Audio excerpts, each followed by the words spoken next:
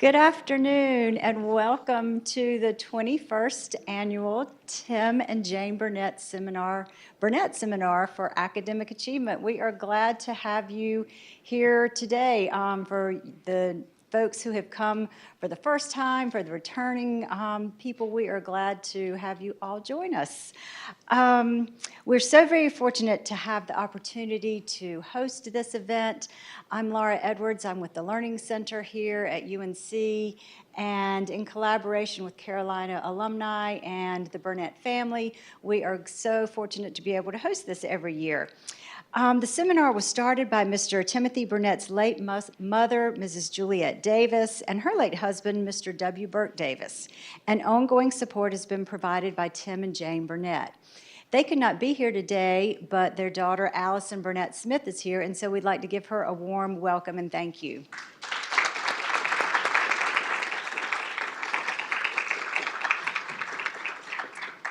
Please also join me in welcoming Dr. Ian McNeely, Senior Associate Dean of Undergraduate Education, and also Dr. Kim Abels, Interim Associate Dean of the Center for Student Success and Director of the Writing and Learning Center at UNC. Welcome.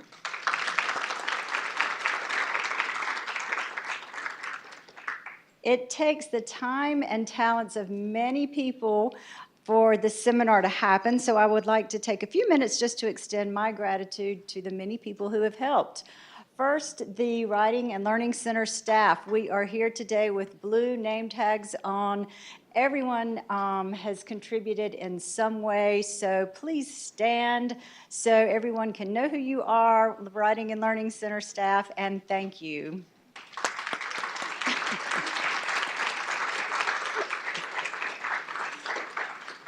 I have them stand also to say if you need any assistance or any help with anything, have any questions today, these are the folks to look for, and we'll be glad to help you in any way that we can. We would like to also thank the staff at the Rizzo Center for helping us out.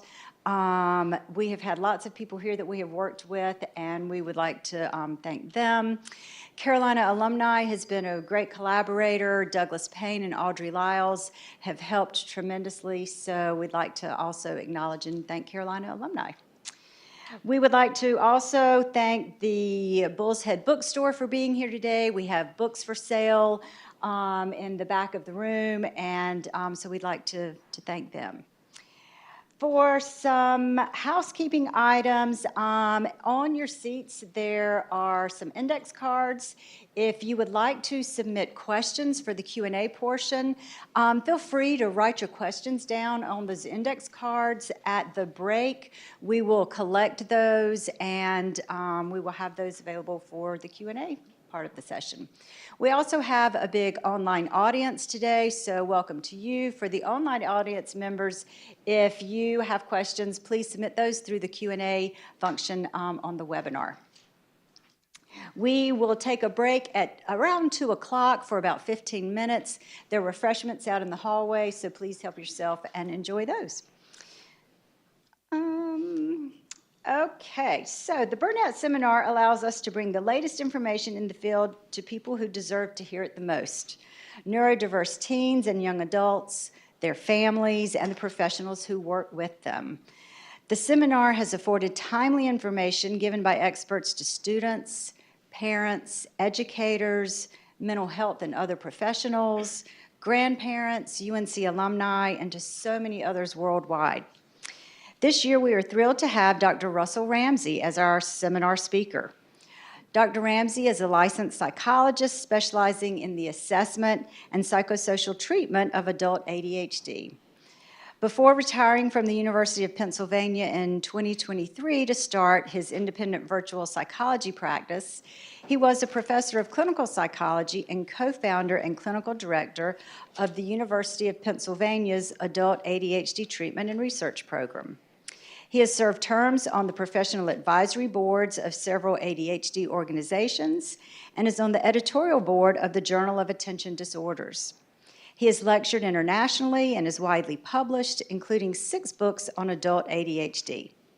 His most recent book, the Adult ADHD and Anxiety Workbook, was published in 2024.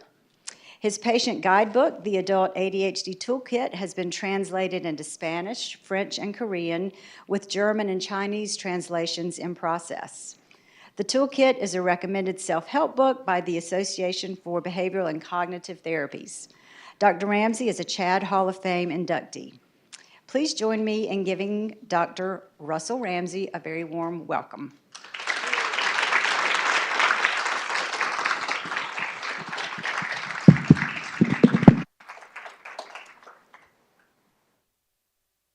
With virtual conferences, the international part is a lot easier to do these days, so for what it's worth. No, thank you to the Burnett family. Throughout my career, now that I think about it and having a chance to, come here and hear about the positive difference the Burnetts have made, a lot of positive change has come from the involvement of family members, touched by ADHD and other learning differences.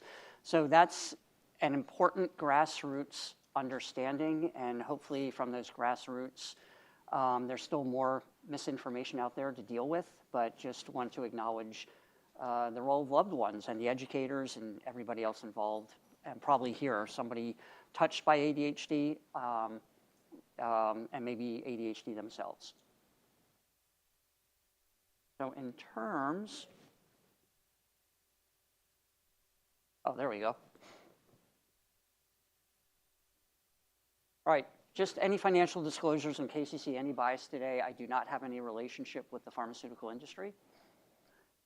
And just today's learning objectives, hopefully, in a nutshell, hopefully it will take something useful away from today that makes a difference in day-to-day life, either your life or somebody else's.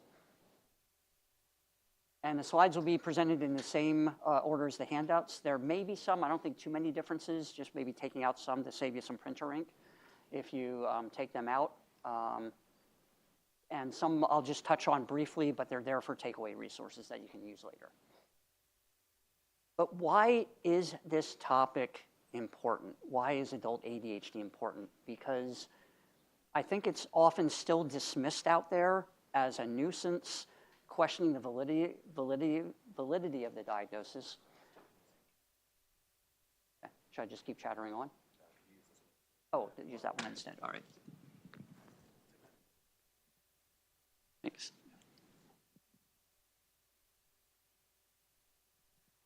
One of the slides we'll talk about later on. Yeah, we did this on purpose because it talks about cognitive flexibility. Being able to adapt on the go, which is a problem with ADHD. So thank you for being part of this demonstration. See, I'm so used to things going wrong, it's like nothing anymore. All right, so some important points today. ADHD is dimensional. It's not a disease state. And this is why there was a recent study out of Ohio State saying 25% of adults think they might have ADHD. But if we think about it as dimensional, there's a lot of people without a whiff of ADHD.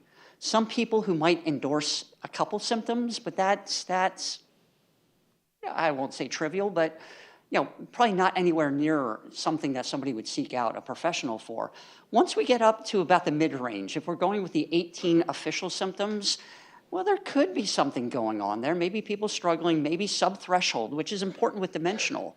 It'd be sort of like if you have to keep your child home if they have a fever of 100 degrees or higher, but if they're at 99.9, they might still feel lousy, but they're okay to go to school. So that would be like dimensional.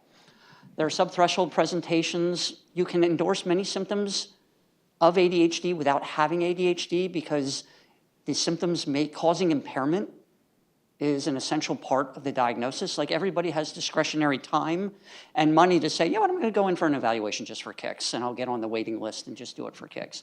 In fact, most people probably wait too long, trying other things. Maybe it's this, or maybe it's that time of year. And many symptoms must emerge in childhood. The official cutoff is 12 years old, but there's a lot of data saying 16 would be more than adequate because we lose a lot of people in those middle school years, the teenage and maybe not onset, but that's where it starts causing more noticeable difficulties, even if not resulting in summer school or repeating a grade or anything that severe. But these are the things later on that linger, and then the adults come in, the late identified adults who are not diagnosed until adulthood. And Attention problems, just using that, they're nonspecific symptoms. It's like a fever, like I just mentioned in general medical practice. You go to your physician with a fever, well, it could be COVID, it could be an infection, it could be malaria. You need more information. And attention problems among depression, anxiety, thought disorders, they're pretty ubiquitous. So you need more information. And like Russ Barkley would say, and one of the speakers in earlier days, and people are disappointed when they see my nameplate and see it's Russell Ramsay, not Russell Barkley. And that has happened. People heard the story before. He would say calling ADHD and attention problems like calling autism eye gaze disorder. It's an element of it, but it doesn't capture the essence. So hopefully I'll touch on the essence later. And there are very good assessment guidelines for diagnosing adult ADHD, first-time diagnoses. Margaret Sibley is heading up the assessment part of the forthcoming guidelines, and she has published a lot on this topic. Whoops. These slides on the left-hand side, it's adults, the right-hand side, children, just showing anywhere there's a human brain, there's the potential for ADHD. Different cultural and ethnic identities, racial identities, but it's equal opportunity. Now, there are cultural differences in what people would describe as a symptom or times that they will define for now we need to go seek help and where we seek help from, but it shows up everywhere, at least potentially. And in terms of the problem areas, there's virtually no area of life, I would say, where that is protected from ADHD. Not that everybody has everything, but that different things. Some are more prominent in starting in childhood, like learning differences, proneness to accidents, and difficulties with education, the emotional dysregulation difficulties, which might also show up with the high comorbidity with oppositional defiant disorder in children and teens, which is the focus of us today, the emotional regulation piece. And then later on and long-term into adulthood, mortality issues, unplanned pregnancies, a host of things that could be, not everybody, but could be the result of ADHD. And this is just from last week. The Center for Disease Control provided some updated information on adult ADHD. I think for the first time they provided data on this. So at last, a recent measure, 8% of the US adult population at some point, at least in this sample, reported a diagnosis of ADHD, and 6% within the last year. And I will not read through everything, but you can see how women were more often diagnosed in adulthood, less so in childhood. Oh, that was my wedding song. But, oh, sorry. Yeah, and yes, I'm still married. All right, so data from about 20 years ago, the National Comorbidity Study, within the US population, these are the top 3 psychiatric diagnoses among adults. And as you see, adult ADHD, number 2. But how much attention, how much training have professionals gotten in adult ADHD? I got invited to start an ADHD program. I had no business being I have no business being up here. As you can tell, all the pictures of me notwithstanding, I have no business being here today because I would have had all the same misunderstandings. I would have been a well-trained cognitive behavioral therapist, but not having gotten exposed to ADHD.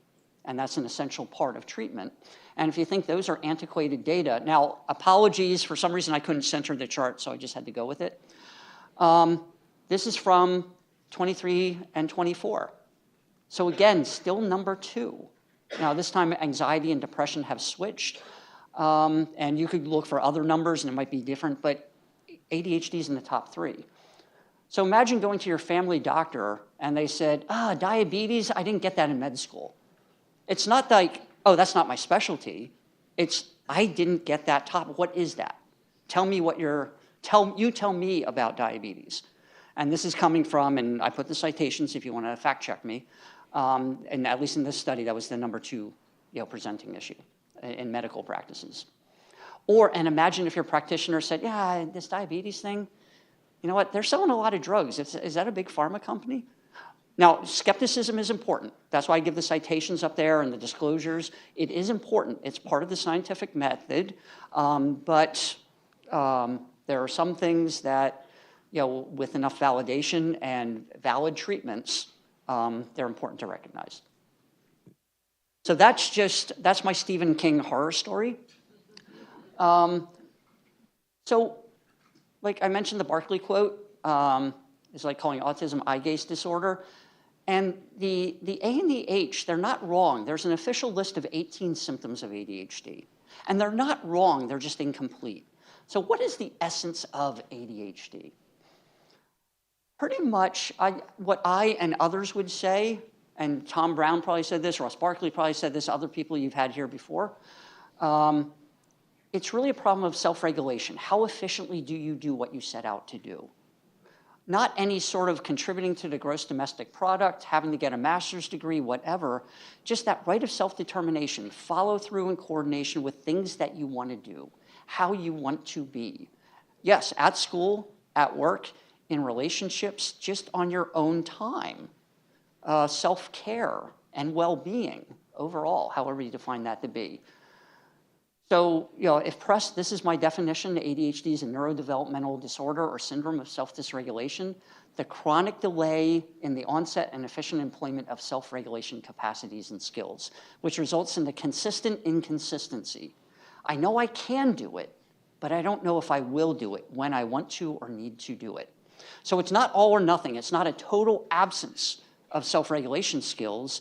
It's that, it's sort of like the car that you don't know if it's always going to start, or the download, or this is old school, the album that skipped, or the tape that had that part where it got stuck in your tape player. And so executive functions have been out there in the neuropsych literature for a long time and are generally agreed upon in terms of goal-focused behavior, the pursuit of goals, and sustaining efforts over time. And I'm fanboying Russ Barkley, but I like his definitions of executive functions are behaviors that we do to ourselves to manage ourselves. So if you woke up today using an alarm, that's self-regulation. If you set something by the door so you didn't forget to bring it with you, that's self-regulation. If you don't keep a certain food item around the house because you know you can't resist eating it late at night, that is self-regulation. It's manipulating the environment. It's not just willpower or whatever we want to call it, which is part of the executive functions. How do we get ourselves, how do we persist on things? How do we get ourselves to do the things that nobody in their right mind is ever in the mood to do, but we know we will be better off later? Get a head start on income taxes, getting to the gym when we don't feel like it, other such matters. And in a longer definition, the executive functions are self-regulation over time, developing a plan, being able to follow through on all the steps necessary over time to be, and maybe with others, or using social and cultural means like the workplace or school or a community group, a yoga class, but for which there's not immediate enough payoff.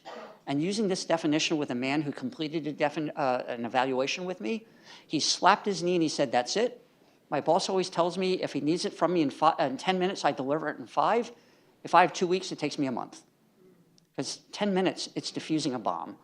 It's right there, and it stays there. All hands on deck. 2 weeks, the logical part of the brain's going, break it down a little bit, work on it. This is a good chance to look good in the boss's eye. But the subcortical reward networks are going, yeah, but you don't have to do it now. You got tomorrow, you got the weekend, you got all next week. It's fine. You got plenty of time until we don't. And then relevant to today, even the executive functions can get broken down into the hot and cool executive functions. We're going to be focused more on today on the hot. Sometimes faster is better. There's no game show where they say whoever buzzes in last gets to answer the question on Jeopardy or something like that, if that's even still around. But there's situations where there's strong emotions, and therefore impulsivity probably overlaps with emotions a lot. And I think it gets short shrift in the ADHD marquee. I mean, it doesn't appear on it, but impulsivity, especially for adults. Impulsivity is a core feature of procrastination. I know I should do this, but I'll just do this for a second. Jump away, and then you're gone. If not, that's fine. I'm a big believer in equifinality, multiple positive ways to get to the same positive outcome. You don't have to do it this way, but there are ways. And procrastination usually isn't one. And then the cool executive functions, that's more of the cognitive, the planning, the coordinating, decision-making, motivation, the upregulation of emotions. How do I get myself to feel enough like studying for the midterm 3 days before the exam rather than the night before, when there's motivation all over the place? It's panic. And anxiety is a great motivator, and that is actually part of the adaptive nature of anxiety, which is why there's such a special relationship of anxiety with ADHD. And I wish somebody would have done a book on this, but we'll talk about that later. There's a book over there by me. But I like this from Robert Sapolsky, talking about the frontal cortex, where the executive functions were considered to be housed, even though the networks really go throughout the brain. But it's what makes you do the harder thing when it's the right thing to do. So why is this discussion of emotions, which don't show up anywhere in the diagnostic criteria for ADHD, how has it become so important? And what's the street level view? How does the hurt feel? And this is just a study by Diane Beaton, whose work, I think she's early career, her work thus far I really admire, was looking at the experience, interviews with adults with ADHD on their experience of criticism. And they either screened positive for ADHD or reported a past diagnosis of ADHD. So they took a screening measure and they scored high, or they said, yes, I've been diagnosed by a professional before. Inattention problems, which are generally around time management, disorganization as well, 90%. If you're running late, if you're perceived as being unreliable, people make notice, people comment. Well, you're disrespecting my time. If you cared about me, you would have remembered. And impulsivity was the most criticized in social situations, speaking over other people, monologuing, not picking up on the nonverbal social cues, other such matters. Maybe saying the wrong joke to the wrong person at the wrong time, those sorts of things. And the different themes of what's criticized, again, I mentioned some of them, but one person said, everything I do is ripe for criticism. And comparisons with others, your brother's always on time. Others' expectations of you.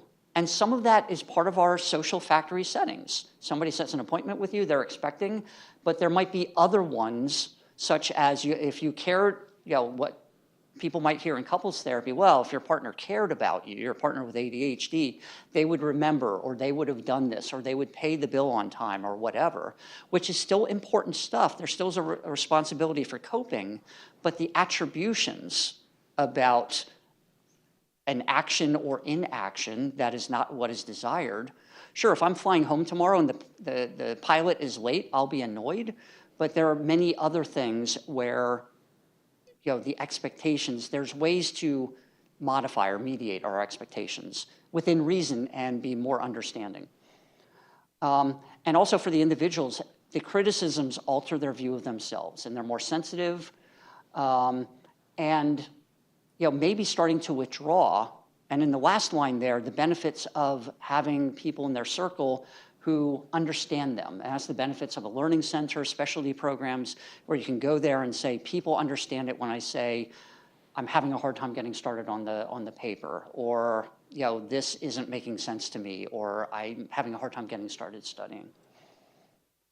One of the other things that gets brought up a lot, and I'm going to touch on it here, and we'll circle back to it later, probably after the break, but rejection-sensitive dysphoria.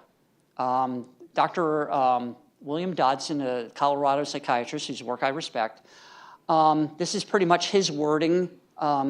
There's not, and I think he's tried to get some peer-reviewed articles published, but at least according to an NPR report I heard on this topic, he had a hard time getting them published.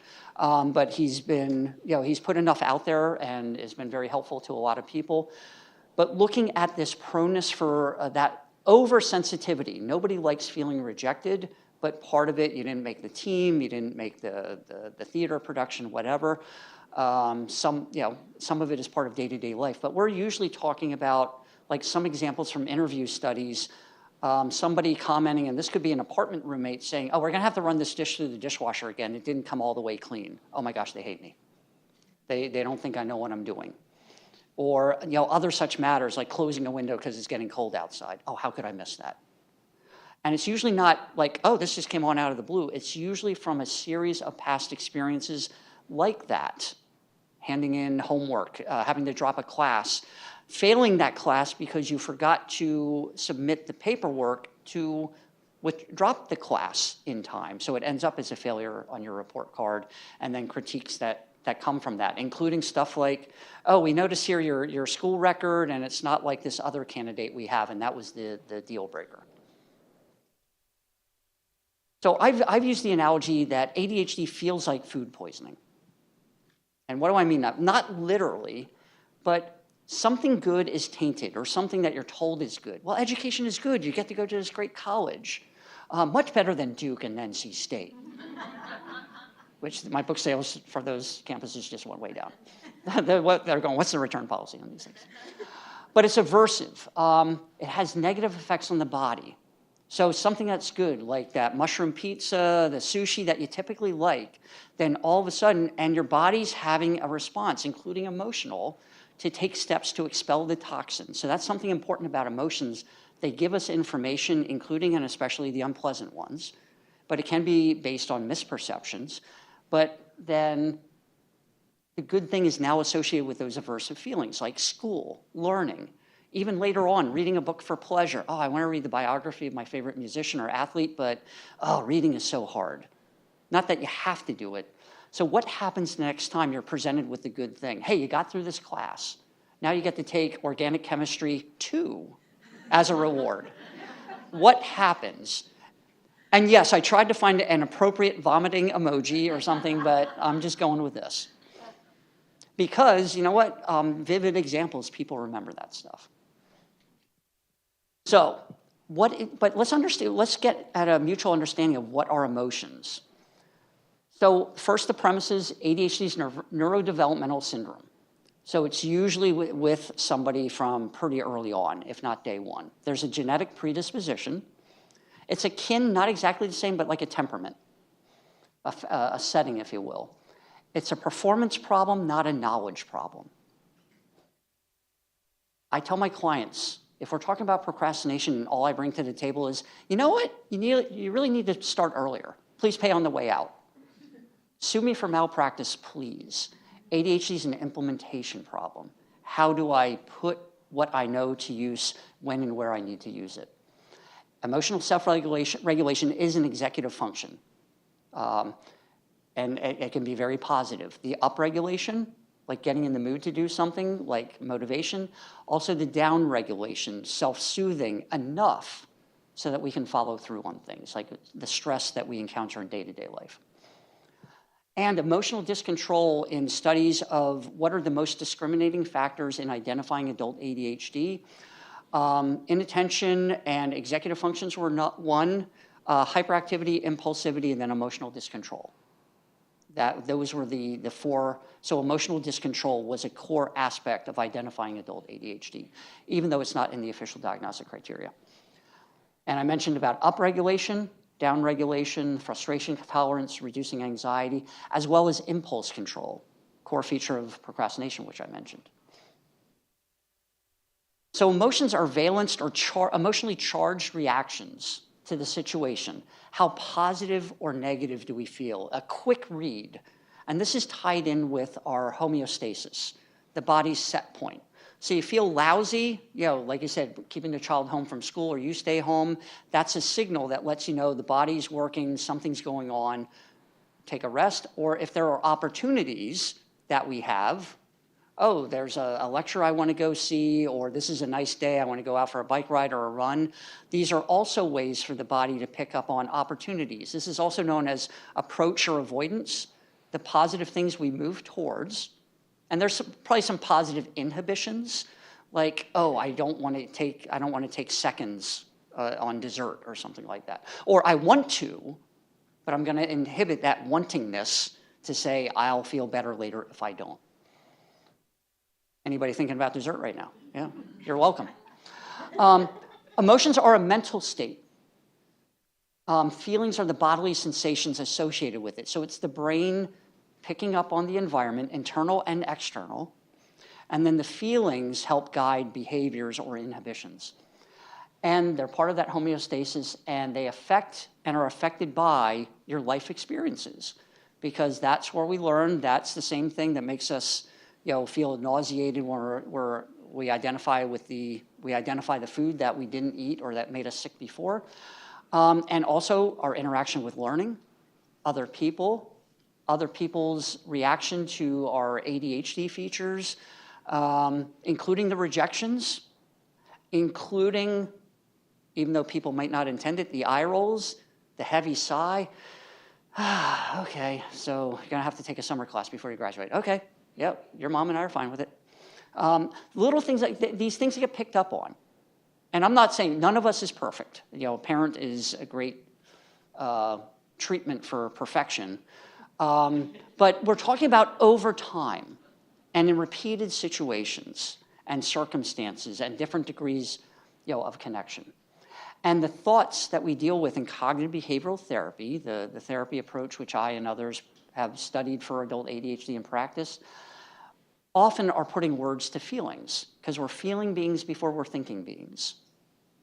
So, and you know, that's important. So the feelings get a head start, and rightfully so, because when we're a newborn baby, we cry because we're hungry, and hopefully we're taken care of by the warm, fuzzy people, and that gives us a sense of safety and security, but we can also have temperaments that might push us one way or another. So emotions predict, based on sensory information, what's going on in the environment, and it's like, okay, this class has a lot of writing assignments, I better drop the class. Or this class has, its whole grade is based on midterms and finals with nothing in between, I better drop that class. And one person who wants to avoid the papers might do well in the test class, and somebody in the test class might prefer, the paper class. And in ambiguous situations, we're not sure, the emotions, the brain errs on the side of safety, a pessimistic bias. You know what, I'm not sure about this class, maybe I should see if there's another section of it.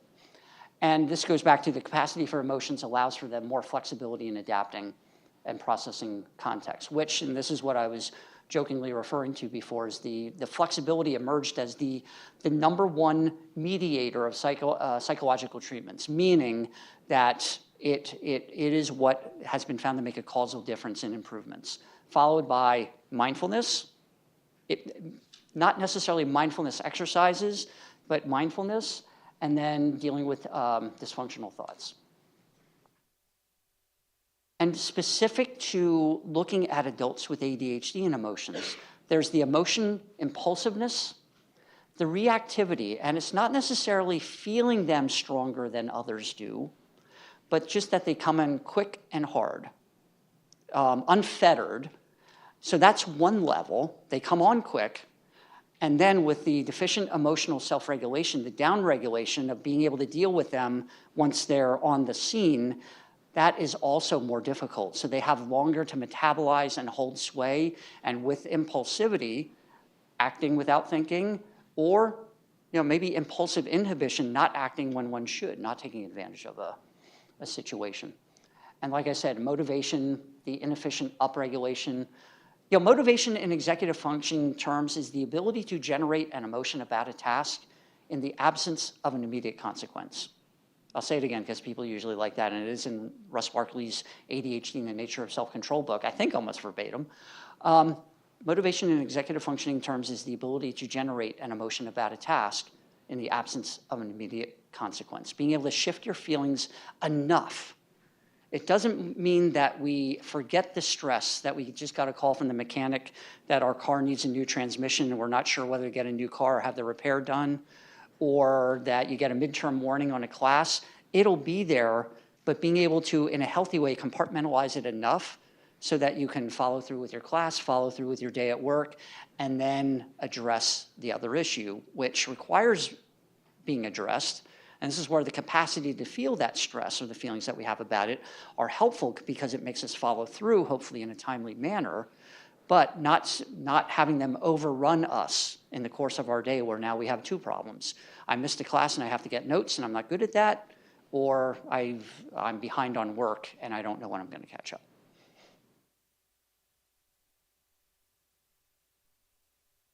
And this is courtesy of Russ Barkley, looking at some of his research of these were children with ADHD, not called that when they were first diagnosed, but tracked into young adulthood.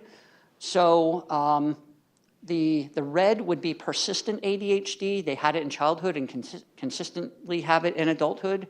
What I had typically called lavender, which I'll now call dutifully Carolina blue, is non-persistent ADHD, where they were sub-threshold diagnostically in adulthood, but they had a childhood diagnosis, and then the yellow was the control group. So as you can see, well, doesn't everybody have whoops, man. There we go. Take 3. Doesn't everybody have ADHD? Well, not really when you look at it this way. I mean, people will have some of these, but again, not to the frequency and magnitude that people with adults with ADHD. And then this one was just looking at adults with ADHD and community non-clinical controls. So as you can see, impatience, quick to anger, easily frustrated.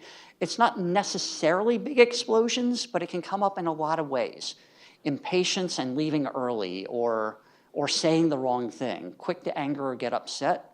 And very often people will say later on, not too much later, I don't know why I got so upset about that, but everybody else around you is more than happy to tell you, well, here's why we're upset with you, because you did this or didn't do that, and things like that. It's sort of like what they say about athletes, and the referee sees the retaliation, not the initial foul, and it's more like how somebody reacted to the initial situation rather than the actual foul. And looking more specifically at anxiety. So anxiety is the most common coexisting diagnosis with ADHD, not to mention lower non-diagnostic, but just day-to-day. All right, I'm not racked with anxiety, but it comes up in these situations. Homework, a paper due, a big work assignment, income taxes, whatever it might be. And I'll just run through these quick. Here's a couple studies identifying the persistence of ADHD. Sorry, I just want to get this up, make sure I'm on time here. So it's generally neck and neck with depression, but generally anxiety comes out as the most common. But both can be around, and anxiety is generally about the anticipation, and then depression might come on later as dealing with the frustrations from lost opportunities, persistent frustrations, things like that. So this is just geeking out a little bit. These terms are used interchangeably, but the stress, the worry, the anxiety. But what I wanted to most point out here is within anxiety, historically it's been viewed, and this is not wrong, the perception of risk, danger, or threat. And this could be the unchained snarling dog down the street. It could be the upcoming midterm. It could be any other things. But it's one of the things that's really come online is the intolerance of uncertainty, the non-zero risk in day-to-day life.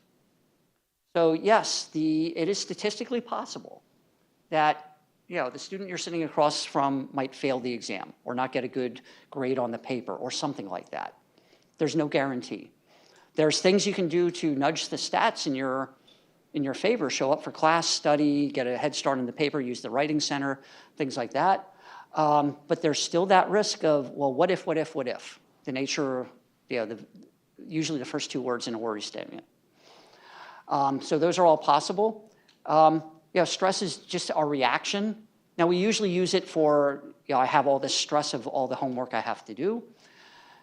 Worry is rumination about specific realistic events that spur action. So getting ready for a presentation or something, maybe I should get my slides together.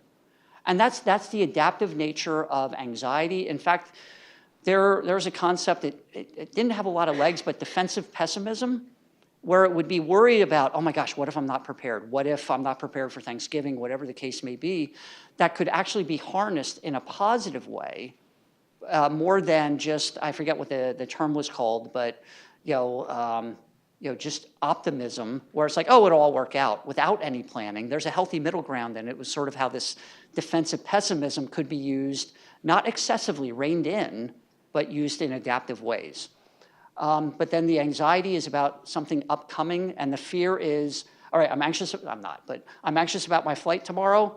Okay, I'm walking on the plane. I'm afraid of the plane now. That would be fear, whereas the flying anxiety would be ahead of time. But we use them interchangeably, but I just like pointing them out in case you notice a difference somewhere. And then the adaptive anxiety is the signaling and the motivation to action or inaction. I mentioned the approach avoidance before. And a common theme in adult ADHD is the frustrating consistent inconsistency. I did fine on the midterm, but that doesn't carry over in terms of confidence for the final. And so for my money, ADHD, I need to do something, but I can't trust myself to do that something. And I have somewhat of a bad history with that something. And then we have ADHD, as I would call it, since it's a performance problem, it's sort of like a performance anxiety that can lead to the escape avoidance, which various studies have been found to be the main behavioral response in adults with ADHD. I'll handle it later. And if we do, that's fine. But generally, it's putting it off. It's following us around like a cloud. Well, as soon as I do this, then I'll do that. As soon as I do this one, just one more thing. Oh, it's too late in the day. I'll wake up early tomorrow and do that. And if we do, that's fine. So for my money, the cognitive theme in adult ADHD, and this is getting to the CBT and the anxiety connection, I've called it the self-mistrust thought. I know I can do it, but I'm not sure if I can do it when I have to do it. It's called self-regulatory efficacy, coined by Albert Bandura. But you know what? I was familiar with Bandura's work, but I'd never seen self-regulatory efficacy before. But it's really about, are you able to do the boring little work that goes into studying, exercising? And if you're unwilling to follow through on that, or unable to, then it gets in the way. That undermines self-efficacy, our belief in our ability to do things. And with ADHD, I think it's usually something that's within somebody's capacity, but it is, will I show up to class enough times? Will I take notes that are good enough? Will I get the assignments handed in on time? And even if I do for this class, is it going to take too much time away from this other class? Or I know I'm painting pictures here to make the point, but it may not be these things exactly, but there can be equivalents. And there can be incautious optimism, incautious, unhelpful, positive thoughts. And in fact, the Nous et al., they have a single list of 7 positive thoughts that are found to be consistent in adults with ADHD, the ADHD cognition scale, which Laura, I've gotten to know them over the years, said she was originally going to call it the avoidant thoughts questionnaire. I know this usually sucks me in, but I'll just do it for a minute. Working at the last minute is a big part of who I am, things like that, which are also known as permission-giving beliefs. It's making it okay. Yeah, I'll have that second helping of dessert. I'll just work out twice as hard tomorrow. And if we do, it's fine. And then front-end perfectionism, I have to be in the mood to do it. But when are we ever in the mood to do homework, taxes, things like that? And so emotional discontrol or difficulties managing and changing feelings such as the upregulation and downregulation. What I call, it's not a true emotion, the UG feeling. I know I'll feel better when I get started and I'll eventually get it done, but I don't feel like doing it now. We just call that the UG feeling. And I mentioned that already. Now, these are just terms I just working with clients. There's the overwhelm anxiety, which generally isn't really like the intolerance of uncertainty or that anticipatory worry. It's just that sense of, I got so much going on, I can't organize it. And it's just overwhelming. So it's not really anxiety, but it's a very uncomfortable emotion, which can lead to avoidance. Oh, I just have to wait until I have all day and then I can clean up the house or do whatever. But how often do we have that much time? The performance or implementation anxiety, okay, the paper's been assigned, the midterm's coming up, taxes are coming up, the holiday's coming up, or any other thing we have to do. And it's, will I follow the doubts? And you know what, even rhetorical questions, this goes back to some of the basic CBT. Rhetorical questions, will I be able to do it, are really veiled negative statements. I doubt I'll be able to do it. I know I can do it, but I doubt I will do it. But that usually comes up with, will I get it done? It's like the worry is actually, I worry I won't get it done. And even planning anxiety. I don't want to think about it. I'll just wake up and do what I feel like. I'll wing it. Again, right of self-determination, but that is a high cognitive load task. It has been studied, and it is less efficient because now you're churning in your brain other things like choice fatigue and other things where we just have a lot, and a lot more than our early human ancestors had. With all respect, we still have it a lot better, I think. But all the things in our 21st century world that we can wear our battery down a little bit, and then the emotional regulation and Yeah, that can lead to poor sleep if we're staying up late, and then that also wears down our inhibitory skills, and we're more likely to, you know how it is. You're really good at the diet all day, and then 10:30 at night, that's when it goes apart, or other things because we're worn down over the day. But even planning in the first place, because it requires thinking about it, I don't want to think about everything I have to do, I'll wing it. And it's another subtle, it's like a Trojan horse of escape avoidance. And then the forgetting to remember anxiety. I think I'm caught up with homework, but I've thought that before and I was wrong. Am I missing something? Maybe, maybe not. But it's like one of those things that come up, I'm not 100% sure. It's not like somebody goes, yep, I'm caught up, I can just go ahead this weekend, take the weekend off and do things. It's like, do I? And there's enough times where the person might have walked in, oh my gosh, it's a midterm today. I didn't know. And then social rejection anxiety, it ties in with rejection sensitivity, which we'll get into after the break. But the public-facing sides of ADHD. When I was writing the ADHD anxiety workbook, I didn't plan it this way, but about a third of it is about coping with relationships and social situations, a lot of which we'll get to later. All right, so what do we do about it? This is great outlining. But I'm also a full-time clinician. I'm sitting across from free-range humans, so this stuff has to hopefully help. So I know we got about 5 minutes before the break. Actually, almost 4. So the emotions in cognitive behavioral therapy for adult ADHD. So the discomfort from uncertainty, the non-zero risk, I don't know for sure, but how can we get more assurance from actually engaging? But that's what it's about. I know what I need to do, but I just don't do it. So this, I'm just going to focus on procrastination for a little bit because one, that's my experience has been like the number, I don't know if I call it, I'd call it the number one problem in some form that most adults with ADHD will cite as a treatment goal.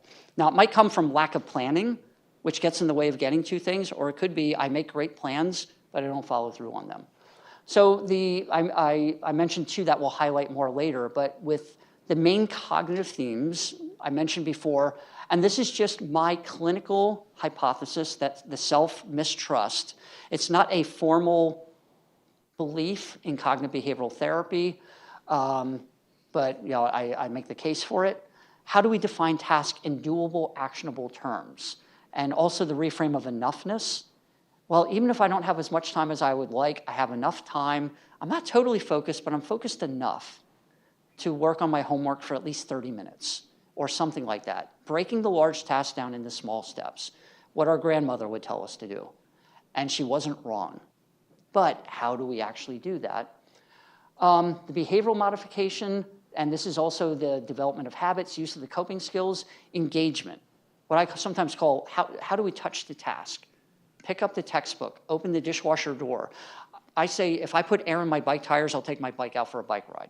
Because now the bike is real, as opposed to, yeah, it's beautiful, beautiful North Carolina day, not that I have my bike here. Let's just say a beautiful Bucks County day in Pennsylvania.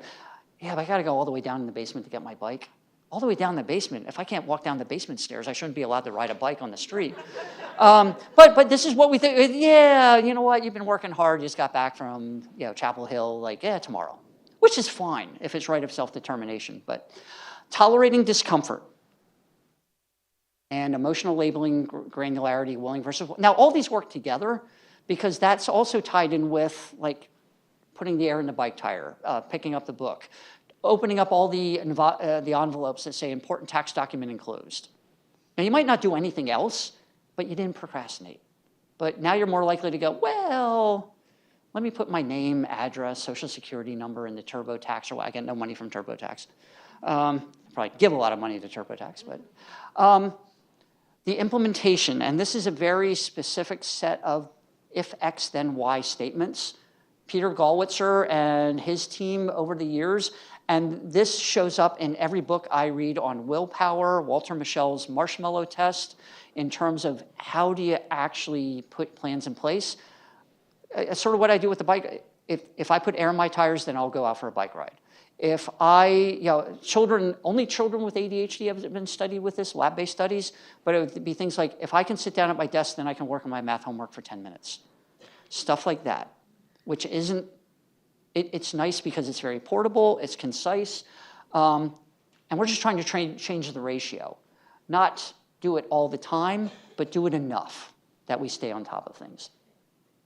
And then the interpersonal social side, and this has really been, at least in my thinking, expanding a lot more recently, and I think more attention's been paid to this in general, but also in terms of relationships, committed relationships, co-parenting relationships, and other social interactions.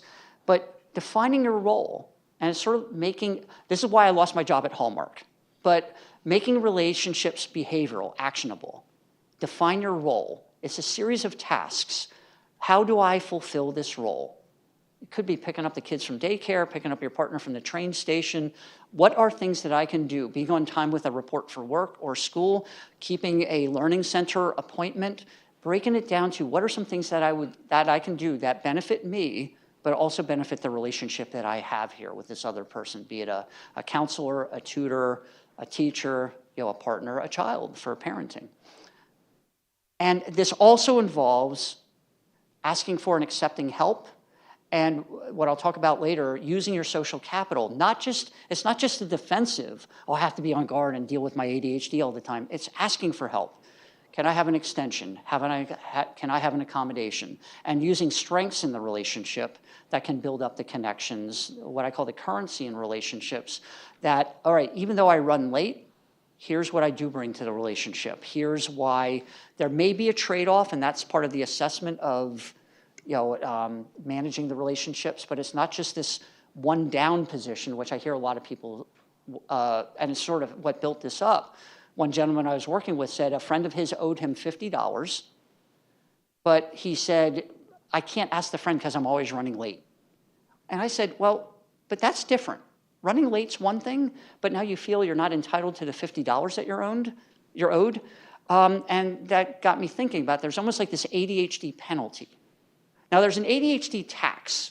That is the late fees, having to buy 12 pairs of earbuds. Other thing, it could be like not, doing the paperwork for dropping a class, but the ADHD penalty is almost like this self-imposed timeout. Well, how can I justify going out with friends if I didn't get any work done today? Or things like that, where it's like, well, that's almost like doubling down. It's like not only are you, not getting work done is important, but then going out with friends or exercising or going to yoga class, those are parts of your well-being that are in some ways even more important to maintain. But there's this view of, and I think it comes from, and we'll talk a lot about this, and I know we're up on the break, the guilt and shame that I often hear described, even if it's out of proportion for the situation. But I think that's part of the social side, and we'll talk about the social emotions and why we have them. But it's a big piece that they almost go together like salt and pepper in a way. It's like guilt and shame. All right.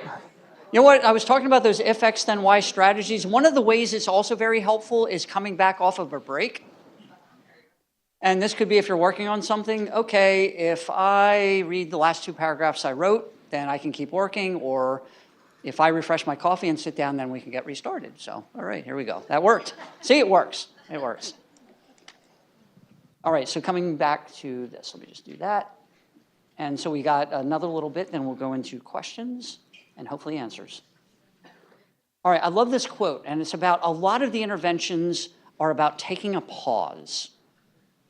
What am I feeling? What am I thinking? What am I doing or not doing? And behavioral inhibition is the first executive function to emerge developmentally. Stop automatically responding to the environment. Cause effect, stimulus response, or the prepotent response is the fancy phrase, going for the smaller, sooner payoff rather than the larger later. Sometimes sooner is better, not all the time, but a lot of times. And this, I like this quote, when you press the pause button on a machine, it stops, but when you press the pause button on human beings, they start. And it allows us in that space to think through, how good will it feel at 4 o'clock today if I get a head start on studying for the midterm, or I get to the gym? And that pause and holding on. Now, it's also working memory, imagining into the future. And I think he even says it in the quote, imagining futures and questioning how you're thinking about something. Is it really that bad? Or once I get started, I actually like riding the bike, or whatever the case may be. So, now this is the How You Don't Do Things form, that was the old title, and it's been upgraded in the anti-procrastination form, but just to keep it for one slide, this is a way to break down what we're not doing. I should call it the grandmother form. You know, it's sort of like breaking down the large task into small steps. It actually comes from reverse engineering what is called procrastivity. What is procrastivity? I didn't invent the term.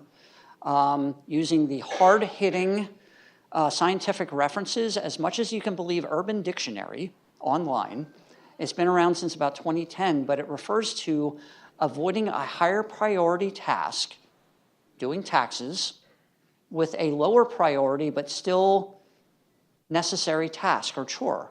I'm going to mow the lawn first, then I'll be in the mood to do taxes. And if you are, great, but most likely not. But it got me thinking, what is it about mowing the lawn? Or the student doing their laundry suddenly instead of working on the Beowulf paper or something else? And you know, it tends to be more manual, actionable. The steps for getting started are better rehearsed, as opposed to a little uncertainty. I did taxes last year, but how does it go? Or am I going to owe more money this year?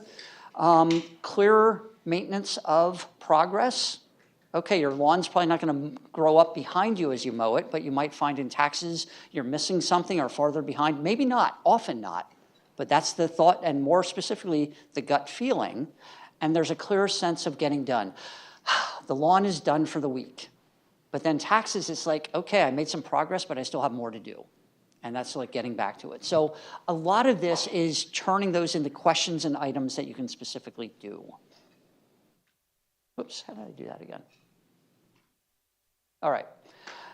Now, this is one of the studies that came from our group, and looking at the primary cognitive distortion, the thinking error among adults with ADHD. And this really surprised me because perfectionism, which isn't a classic distortion, but in this scale it was. Now this goes beyond the data, but it got me thinking about, you know, very often it's front-end perfectionism. I have to be in the mood to do it. Now again, the scale didn't measure that. That's my clinical conjecture. But not feeling like doing it. And a lot of students will say, especially around writing, I'm perfectionistic. I sit down to do it. It takes me 2 hours to write the first paragraph. And okay, at this pace, I'll be finished with this paper in fall semester 2025. But that's usually not thinking that way, but that's usually what the gut level feeling, something like that, like, oh my gosh, this is tedious. 2 hours to get this far, and again, clinical conjecture. Now this is unpublished data. It's from Morgan Hagner's dissertation. We'll get it ready for publication. This is only like a couple months now. The same scale in an updated study, but this time, emotional reasoning and decision making. Now, how do people feel seeing the dog? Anybody feel a little better seeing the dog? All right, I just did that one. Now, I didn't know it because I asked before. I first thought the insignia for the Learning Center was a dog, but then I figured out it was a ram. Or I was told it was a ram. Now, I had the slide beforehand just because I figured something different than an arrow and something like that. So I just see, you know, the upregulation of, oh, I feel a little better with a dog. So yeah, here we go. You want to, okay, if I get misquoted, everybody with ADHD should get a dog. I love the quote, I aspire to be the type of person my dog thinks I am. Anyway, so emotional reasoning and decision making is number one. So the emotions drive, and what's the decision usually? I'll do it later. Now again, that goes beyond the data. And then emotional reasoning. If it feels bad, it must be bad. The feeling going first. Now, feelings are important, and sometimes it feels bad, like food poisoning, because it is bad, and our body is taking care of us, and it's slowing us down, or it's utilizing resources to expel the toxin. It's exactly what it's supposed to do. You feel lousy, you slow down when you have a fever or other things, or you are afraid of the untethered, snarling dog down the road, whatever the case may be. And perfectionism is still there, but also externalization of self-worth. I'm defined by my grades. I'm defined by what my salary. You know, those people across the street have their Halloween decorations up, and I still have my 4th of July stuff up, or whatever the case may be. So within the CBT, I'm just going to focus on, I'm not going to go through all of the things, but the main emotional issue or theme, and this is just my conjecture, is managing the discomfort. tolerating it long enough to engage, where this follows the notion behind exposure therapy for classic anxiety, like phobias or OCD, which isn't an anxiety disorder, but it's like a close cousin. Or, you know what, we're coming up on Halloween, watching a horror movie that makes you, whatever the scariest movie you ever saw was, after you watch it several times, you don't jump the same way. It might still be scary, but you habituate to it, which is a fancy way of saying you bore yourself out of the anxiety. And that's sort of what we want to do. We approach it, we get started on it, and we're able to get engaged well enough. So just recognizing, all right, what am I feeling? Or I'm feeling something. What am I doing or not doing? There is some benefit of emotional labeling, I think, which takes a pause, and it's putting the feelings through the language system. All right, what am I feeling? It doesn't have to be right. It's not like a buzzer's going to go saying, thanks for playing, you're wrong, next contestant. But whether it's anxiety, well, no, that's worry. It's not, no, not at that level. But just noticing and going back to what emotions do, that what's called the core affect. Is this positive or a negative feeling? And probably if we're talking about avoidance, it's probably more a discomfortable, aversive, feeling, including with granularity. This is my I hate writing papers frustration or other things, and I think it personalizes it a little more. Now, that can get ridiculous. You come up with like some 83-syllable explanations, which itself is avoidance. Understanding what the emotion is telling you, and including normalizing the emotion. All right, nobody, even my friends without ADHD on campus, nobody likes writing papers. Writing papers is the assignment that has the highest procrastination rates for all students, ADHD or not. Whether you're graduating magna cum laude, or thank you laude, you're going to be procrastinating on it. And we want to change the relationship with your emotions. Being able to tolerate them, understand what they're telling you, sit with them long enough to get engaged and not being dictated by them. And the pause and think through feelings in your context, including thinking through your future self. How will I feel if I put in 15 minutes on this? And also thinking through, and it is a bit of cognitive reframing of time, if I get this done at 4 o'clock, I still have the rest of my afternoon and evening. Or if I get to the gym now, how good will it feel later when I come back and I'm done with it? Or whatever it might be, And there'll be some repeats here, which isn't a bad thing, but normalize emotions. How is this feeling trying to protect me? What's my history with it? Okay, you know what? I would have to redo papers in school and things like that. So there may be a history with it and a relationship with a certain assignment or taxes. And sometimes, somebody will cite a worry or something they're avoiding, and I'll ask, well, is there some history with this going badly? And people might have issues where, and this can go apart from ADHD, but it's how other things can come into play. Like maybe they were in a household, like what I heard one person say, their car got repossessed. When they were a kid, the family's car got repossessed because the father had a gambling problem or something like that. So there's another layer to it as well. That's where the CBT, the T is therapy, and there's still some other life things that can layer on top of or beside ADHD that magnify and are magnified by these things that are important too. But it still might be something where somebody still has to do their taxes. And the cognitive piece, all right, what just triggered this feeling? What are my thoughts about what I'm facing, the trigger?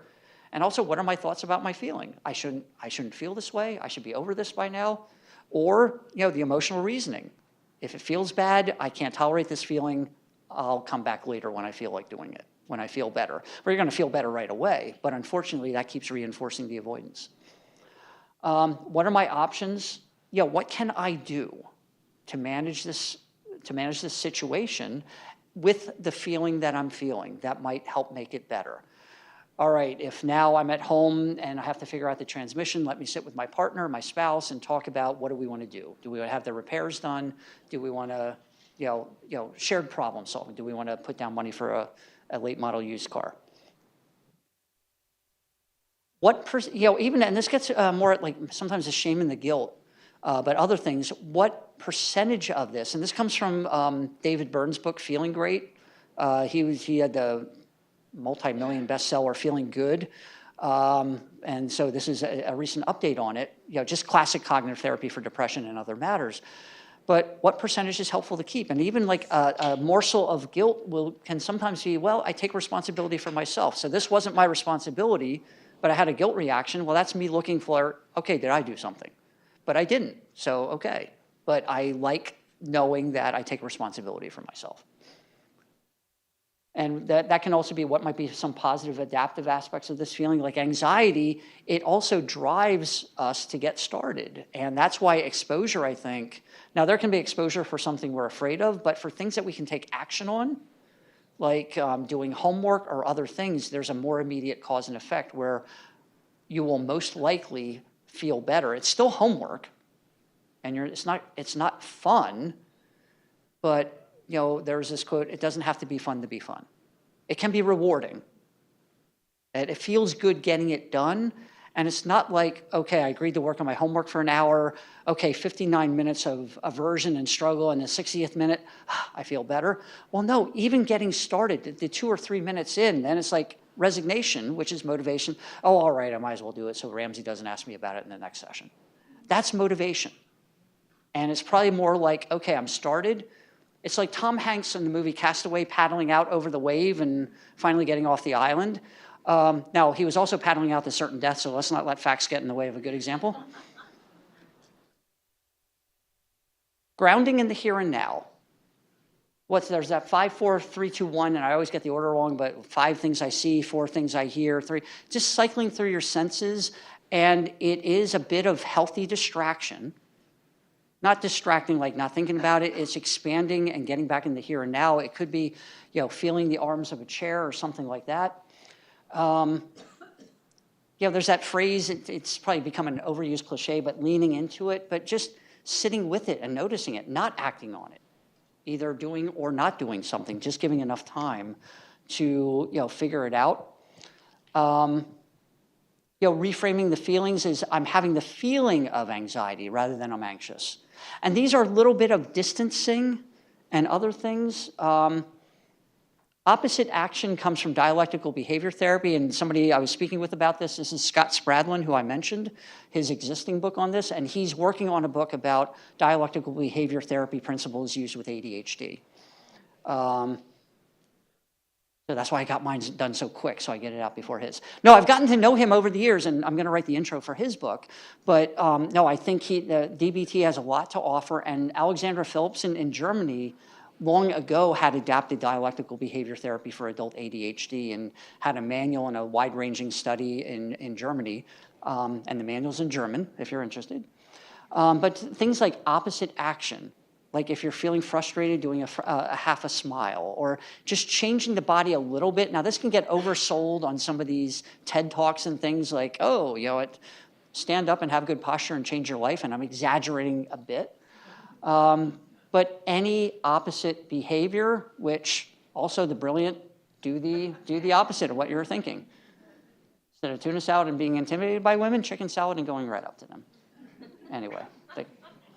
Can cite Seinfeld better than I can Shakespeare. So, but this also another dialectical behavior therapy is under the behavioral therapy umbrella where CBT is, and there's also acceptance and commitment therapy, which is about in an all too brief nutshell, can you accept the discomfort but still stay committed to your goals? Not specific to ADHD, but that notion of normalizing the discomfort, maintaining that. You don't have to be in the mood.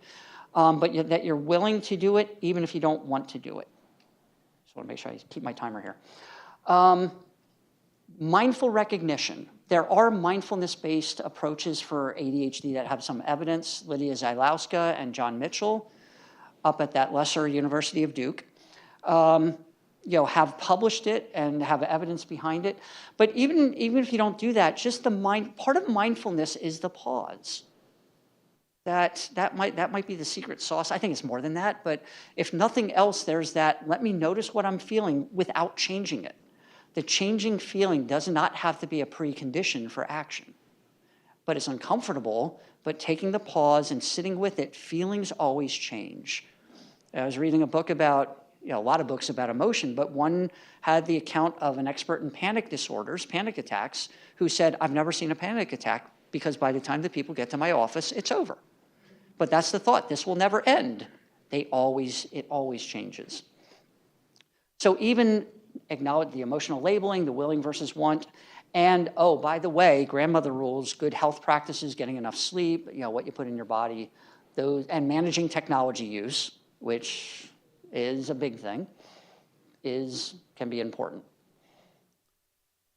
I've mentioned some of these already, but I want to focus on distant self-talk. This is not specific to ADHD, but it's the work of Ethan Kross with a K, and it's cited under there, the Chatter book, citation number 2.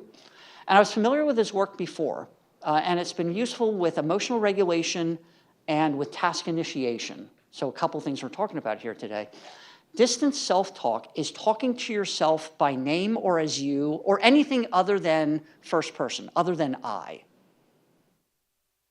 And that would be something like, Russ, you just need to get to the coffee shop on Saturday, open up the document, and start working on it.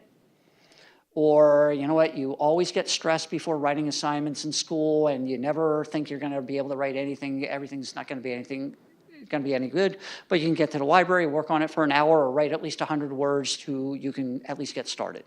That has been found to be helpful compared with immersive self-talk I statements, again, in emotional regulation and task initiation.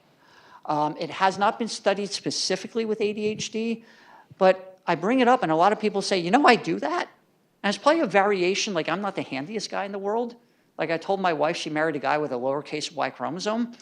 So anyway, so if I'm trying to put something together and it's not going well, I will, you end up reading the instructions out loud. Slot A, go into slot B.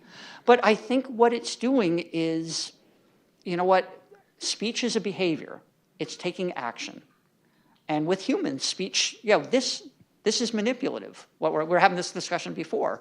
Well, I don't want to be manipulative, but yes, I do. I'm trying to change ideas, get information, and that's what we do, humans, and this is part of when we get into the social emotions.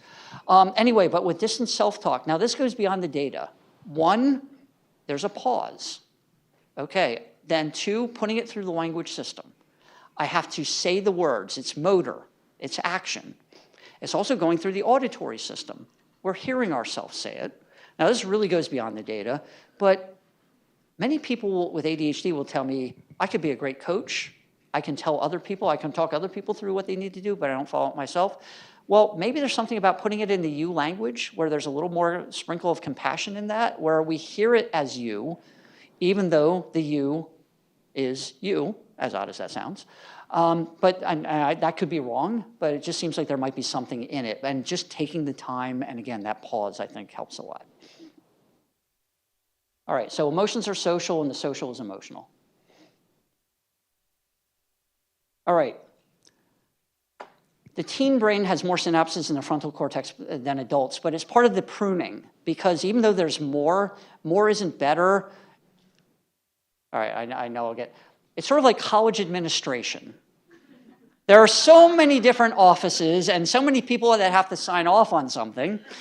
Nothing gets done. I'm sorry, this is unfair. This happened to be a pen. I was one time saying, why do we use all these, why do we say bursar? Why can't we say billing office? And I said something like, I don't even know what a provost does, and it begs the question, is there an anti-vost? So, anyway. So the ongoing frontal cortex and executive functioning development, it goes on through young adulthood, pretty much till late 20s, early 30s. It's a good thing this isn't being recorded. Nudge, nudge, I know. But it is that period of development is the one least affected by genetics, more about the environment. Why? Selection for the flexibility required for navigating social complexities. That's one of the thoughts. The one that it takes the longest to master. So I won't go through all these, but this is, and I think you'll all get copies of the handouts. Sometimes in going through the different emotions with somebody, talking about, well, here's an understanding. Now, everybody has an individual experience with it, but these are useful categories looking at, what they do, what they're for, the information that they're giving. and being able to tie that in with the situation, going, okay, I can see why I feel that way. I can see why I'm afraid of the midterm and I'm worried about failing. But we still want to take the steps to decrease the likelihood of that happening and increase the likelihood of a positive. And inferiority is one that comes up a lot, with some of the beliefs, the negative comparison with others, and there might be something to it. Somebody's doing, like, within their family, okay, my brother, the Eagle Scout, my sister, the class president, me, summer school again, or whatever it might be. So sometimes there's the natural social comparison that we all do, that we find out, hey, I'm not good at basketball, but I'm good at soccer. I like history more than math, or things like that. That's not necessarily a bad thing, but it can be, especially with ADHD. And the social emotions, the left-hand column, more of the unpleasant ones, but still important because they allow us to take corrective action. And then the right-hand side, some of the positive ones. But the guilt and shame, and I'll get to them in more detail in just a little bit, though. So, the social emotions are part of the morality in groups, but usually, like, group-defined morality. What are the rules for the group that do better with social functioning? And the sense of conscience, thinking about what we're doing and how that plays out. Now, there can certainly be certain social rules. Don't wear white after Labor Day, or other such things where we can start questioning, like, why do we do that? And other things like now I just ran across it. I wanted to remember this, but sort of why people wore ties, and like it's really outlived its as you can tell I lived it, but it's outlived its usefulness in a way. But there are some of these things that persist. Why? Well, that's what we did last year, or that's what we did last week, or that's what we've always done.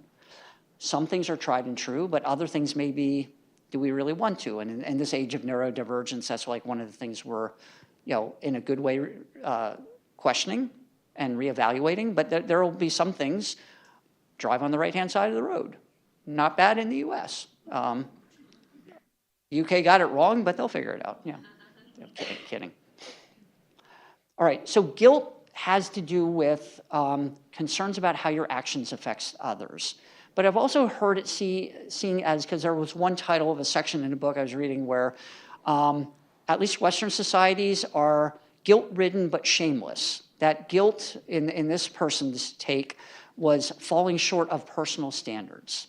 But I think there is a social element of it, such as guilt for forgetting your sibling's birthday or something like that, falling short of personal standards. Now, part of the positive is an effort to make amends. And also, I think there's a normalizing it, hence the happy belated birthday card section in your local card shop. It happens.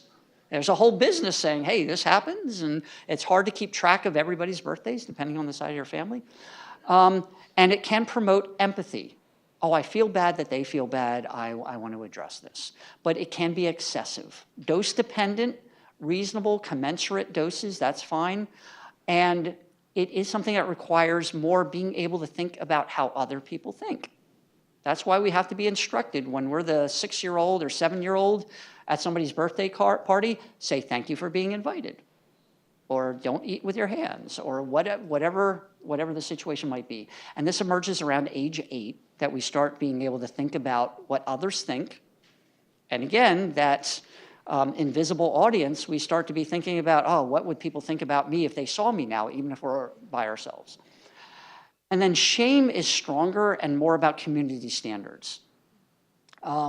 Anticipating the negative evaluation by others and the social devaluation, and associated with, I can't look people in the eye, making ourselves small, trying not to be seen, the perp walk with the coat over your head, whatever the case may be. And concern, and it might be, now it's humans doing human stuff.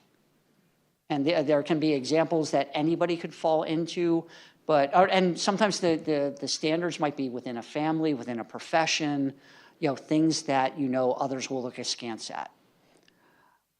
Anybody ever in a Thanksgiving, since the holidays coming up, in a Thanksgiving meal where somebody didn't prepare the right thing or the right way, and that becomes a family scandal? Can you believe they didn't serve this? What was the Seinfeld one, if we're going to follow that? Like, I can't believe they didn't serve us, they didn't offer us cake. I think there's a whole episode about that, which I think is the brilliance of Larry David and Jerry Seinfeld, getting into the self-talk and the rules, the unspoken rules, and how they can be violated.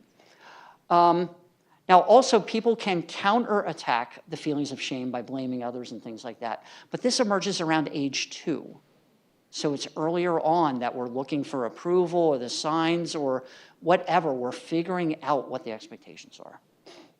Emotionally, maybe before our full language has developed. So when I'm talking about the interpersonal and for adults and what we can do and navigating the social world, I've used the analogy of social capital. Now, I've seen that phrase used elsewhere, but not in the way I use it. It's been used differently elsewhere. It's viewing relationships almost like as a shared bank account we have with somebody else. And you can make deposits and withdrawals.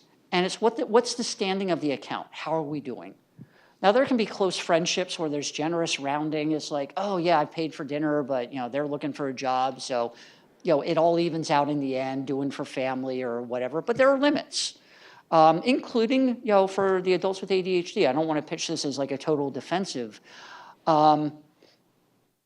Emotions are adaptive and crucial information, but they can be based on distorted thoughts. Like I mentioned, the person who hesitated asking for their $25 back and unrealistic expectations. And there are reliable features of human nature and relationships, and I'll go at this in another slide. And like I said, many adults I've worked with seem to adopt this one down. Like one person described it as bracing. I'm waiting for the thing I forgot. Or when am I going to hear that I disappointed somebody and I don't know what I did? And most times nothing happened, but it had happened enough. But also ADHD, folks with ADHD can wield capital, and also judges for relationships meet their needs. And I know there's a proneness, at least some of the work by Steve Hinshaw and colleagues, about teen girls and women with ADHD. It might be more prone for not so great relationships, for lack of a better phrase, and other things, due to self-esteem or whatever the case may be.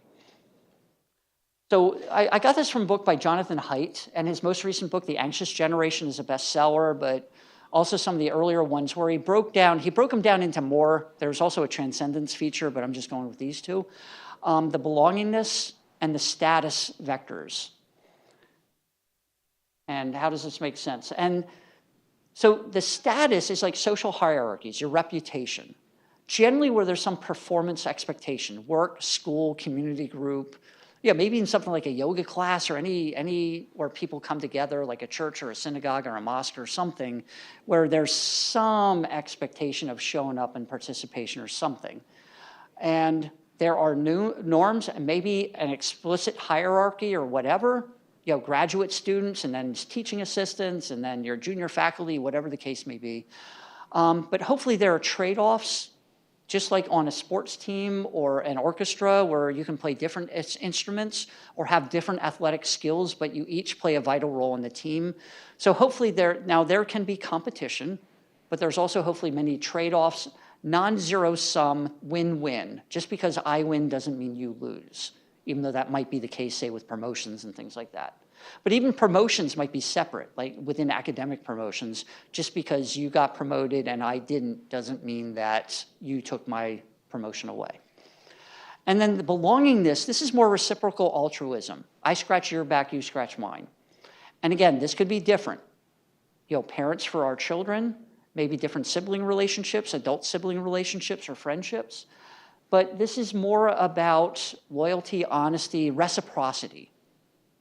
Doing enough for each other where you feel the accounts are balanced. And that might be out of proportion. Like if you're in a committed relationship, your partner gets COVID and you have to pull more than your fair share. Well, pull your share changes while your partner is not feeling well. It's the old quote and the cutesy quote about relationships. They're not 50-50, they're 100-100. But sometimes one person's 100 is better than another's, or they're unemployed, whatever. But still, that would be something within that relationship you go, hey, we're even, we're okay, even if it's out of balance for a bit. And communication is important, and especially with paying attention to social media, and this is coming from Haidt's more recent book about the role of that and social media it plays on relationships too, and the comparative thinking. And there's also, and surprise, I just ran across this recently, the sociometer feeling, that we judge how our standing with others. It's sort of part of our factory settings, and we're looking for, as much as we may not like to do it, we do worry about how we come across. And there are rules, even for the disruptors or the outsiders, of whatever group we want to put in, there's probably some bounds or in-group versus out-group behaviors. It's part of our factory settings. Now, just because these are our factory settings, we have a lot of other factory settings that we can override, and we do. What Lincoln said about the better angels of our nature, but I think that's what got introduced with the behavioral inhibition and pause, that we can think through, and I'm using the same phrase, but override them and amend them and do better. And it's an ongoing thing that we struggle with. But I just want to put that out there, that this is part of and what you can work through in therapy, including sometimes steps for how do I improve, how do I become a better partner in my friendship, because sometimes things can get out of balance with or without ADHD, and also some ADHD things might be misinterpreted and they might be worked on, but also things that you bring to the table. And in terms of specific criticism, this is not specific to ADHD, but I think his first name is Mark Leary. He was also with the sociometer, but these are the most common rejection events. Criticism, betrayal, active dissociation. I'm taking you off the text chain. Passive dissociation. Oh, I haven't gotten any text lately. Unappreciated and being teased. Even good-natured teasing. Oh, like one client I was working with, she would be late for meetings and one of her colleagues would say, oh, you're on gen time. It sounds innocent, but it gets annoying after a while, or it hits a nerve. And he worked with her about the option of, can you let your colleague know that, I'd prefer that you didn't do that, which is an option. But that gets to wielding social capital, and these will be some of the takeaways. Important statements about adult ADHD in this topic. Might be more emotionally sensitive to poor or bad fits at work, in relationships, things like that. Jobs where if you have a swipe card, your swipe ID, and you swipe in for the health system, and a minute late is late in terms of HR, as opposed to a place that might be, if you're here within 10 minutes after the hour, that's fine. If it becomes an HR problem, that could end up being a performance improvement problem. Yeah, something we can work on CBT, but if somebody goes from 15 minutes late to 1 minute late, that is tremendous improvement, but if it's still late in terms of HR, it still might be an impairment.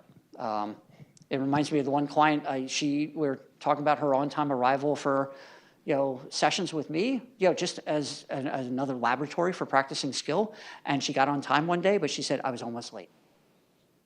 Yeah, but almost late is on time. But I think it was sort of softening. Don't expect this of me every time, because that can be also with improvement sometimes, like, all right, now I'm getting expected to be a different level. Will I be able to maintain this behavior? And the difficulties may mask corresponding personal strengths, and your existing strengths and gifts may be a key currency in relationships, things you bring to the table. That sometimes the individual with ADHD assumes, well, these don't count. The other person is frustrated with me, when in fact the other person says, yeah, I wish you were on time, I'd like to see you, but no, I'll text you like when I'm leaving or something like that next time. There might be things that the person with this goes back to that ADHD penalty, they don't think to ask or allow for or check in about. You may magnify that you're making these withdrawals, like that example and the ADHD penalty. You're allowed to assess your balances with others. How's this relationship going for me? Is this what I'm looking for? And no ADHD factors excuse or justify abuse, maltreatment, gaslighting, though adults with ADHD might need to be on guard for these. So define your role. The first 4 steps are useful in terms of, all right, I want to be a good partner. What will my spouse appreciate? Or, and how can I do that? How do I make that a to-do task? Again, not the stuff of rom-coms, but it makes a difference, including how it can buffer, other things.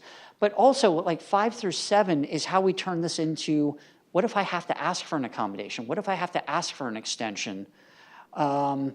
whatever the case may be, or ask my boss, can we have a meeting Friday afternoon where I update you on the project? Because me having that deadline and having to mention something to you helps me do it. But usually, so it usually goes to, all right, what is the problem or situation in actionable terms? I haven't started the paper yet and it's due tomorrow. What's your role or job in the situation? I have to make the professor give me an extension. Well, you can't make them do anything, but you can propose, you can bring them up to speed that you've mismanaged time or however we want to word it. What's your role? I'm a student in their class and blah, blah, blah. What do you have to do to fulfill this role? I have to ask him for an accommodation without them getting mad at me. Well, that's mind reading, fortune telling. They're going to say no. Well, we don't know that. And there are things you can do. You can't control how the other person reacts. Within reason, you can imagine if you slap them in the face or if you're really ignorant, yeah, there's a cause and effect there. But generally, we're talking about what is the script? What are you going to say or write, email, in person? What is the best way to do this? What are you going to say? And it's not cheating to walk in with it written down, including discussions with your partner. You have to write it down to speak with your husband, wife, fill in the blank. This is really important, and I want to make sure I say it the right way. Our relationship is important. I want to make sure I say it the right way. It's really going to be really hard for somebody. There are a lot of these should statements. You should be spontaneous. You should be able to do this or whatever. Well, not always. And this might make this an R-rated, but even about like sexual intimacy or whatever, it's not cheating to have it scheduled. Tell you what, do you ever miss a meeting with your dentist? Not for what I just said, but I mean for an appointment. For an appointment. And again, not for what I just said. Sorry. I hope my dentist isn't watching this. Probably not, but I use that analogy of we are really selfish with, I can't meet, faculty meeting, I won't be there, I have a dentist appointment that day. But being intimate with our spouse or whatever, that's, or whoever you care to be intimate with, or other things, setting up, if spontaneity doesn't work, and this could be because one person's a morning person, the other person's an evening person, and never the twain shall meet, but things like that. So what are you going to say that allows you to fulfill the role respectfully? Dr. So-and-so, I know this is my responsibility, but I mismanaged my time. It's something I'm working on, but I realize the paper's due tomorrow morning, and I haven't started it yet. So this is on me, and I understand all these things, but I'm just coming to see whether I can have an extension on the paper. You might get a no, but at least now you know, rather than pulling the all-nighter to go, why didn't I ask when I had the chance? And most people will say, even if they get the no, at least I asked. And you have, it's an overused cliche, but closure. Okay, I asked, but they said no, so now how do I deal with that? Anticipate barriers, including, my professor's going away on a conference or whatever the case may be. So implement the plan. After the last syllable, you have fulfilled your role, but finish the job. And none of you will look at your dentist the same way at your next appointment. You're welcome. So that is, I'd say that is a recipe for assertiveness or self-advocacy, because assertiveness is one of those things that we all want to do, but it can be hard because we don't want to get the no or whatever the case may be. And defining the relationship as a task, and what are things that I can do or not do that the person in my relationship will appreciate, and also managing requests, buying time. Let me think about it and get back to you. Saying no, thank you, but no, or making a counter proposal under which conditions under which you can say yes, and being mindful of overpromising. I'll get it to you first thing tomorrow morning, professor. But then later on going, I forgot the kids have soccer or dance or something like that. Give yourself under promise and then over deliver. Can I have till Wednesday? Then if you deliver it earlier, great. And then we're getting close to winding down. So I gave this Dodson's take on rejection sensitivity or rejection sensitive dysphoria. This is my take. It's like imposter syndrome. It's a thing, but not an official thing. And with the emotional dysregulation of ADHD, the public-facing aspects of ADHD, and all the criticisms that Diane Beaton identified, ADHD is a predisposing factor for these issues. So there, voila, we have a proneness for oversensitivity. Maybe not everybody, but enough. There are medications option, but but the psychosocial treatments, cognitive behavioral therapy hasn't targeted this specifically, but I think it's a good head start, including preparing for specific interactions and other high-yield pivot points, like asking the professor for an extension. What typically happens, preparing for things that might be like your performance improvement plan at work or something like that. And how do you want it to go? How do you want to handle it? Almost like scripting ahead of time rather than just going in blind. Also, having planned meetings so you can get, and the other person can get into social mode. So rather than doing it on the fly, including with your partner or other significant other, can we, after dinner at 7 p.m., talk about this? So that way, if you come home from work or whatever, you know you're not done. You can get into that mode and be more ready, and having it be time limited, almost like any other task. Yeah, so I want to move forward. So some of these I've run through. Now this one's specific for for rejection sensitivity. All right, what happened in behavioral terms? Not like, oh, they hate me. What did they say? What did they do? And does that match up with that conclusion? Or often it'll be unclear, but unclear is unclear. No, it's not no news is bad news. No news is no news. What are my thoughts? And any relevant history, all right, whenever this happens, that's the last I hear of somebody else. Could happen. And reevaluating thoughts, feelings, things we've talked about already. I know we're up against time here.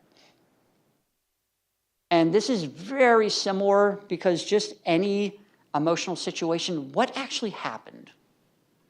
It's almost like in dealing with automatic thoughts, first thought that we have. I liken it to, it's like our negative thoughts. And like I showed, positive thoughts can be distorted, but negative thoughts, it's like a prosecuting attorney making a case against us. Your Honor, here's why Russ shouldn't have to work on the manuscript. That's why he shouldn't have to go to a coffee shop on Saturday. That's what I always do. I go to this coffee shop. Here's why he shouldn't have to do it. And what happens, it's almost like a judgment is rendered, not because the case is strong, but because the defense didn't get. So it's your constitutional duty to practice cognitive behavioral therapy on yourself. What would my defense attorney say to the court? Raise an objection to say, Your Honor, we object, here's what we think. Once he gets there, he likes coffee, and he's used to doing it. Once he gets there, it'll be better than he thought. Whatever. A pause, and even if you don't follow through, having one other alternative, you've just doubled your options rather than the automatic. Sounds easy. It's hard work, but we're just trying to change the ratio. All right, going back to the capital game. What's your currency in the relationship? What are your strengths?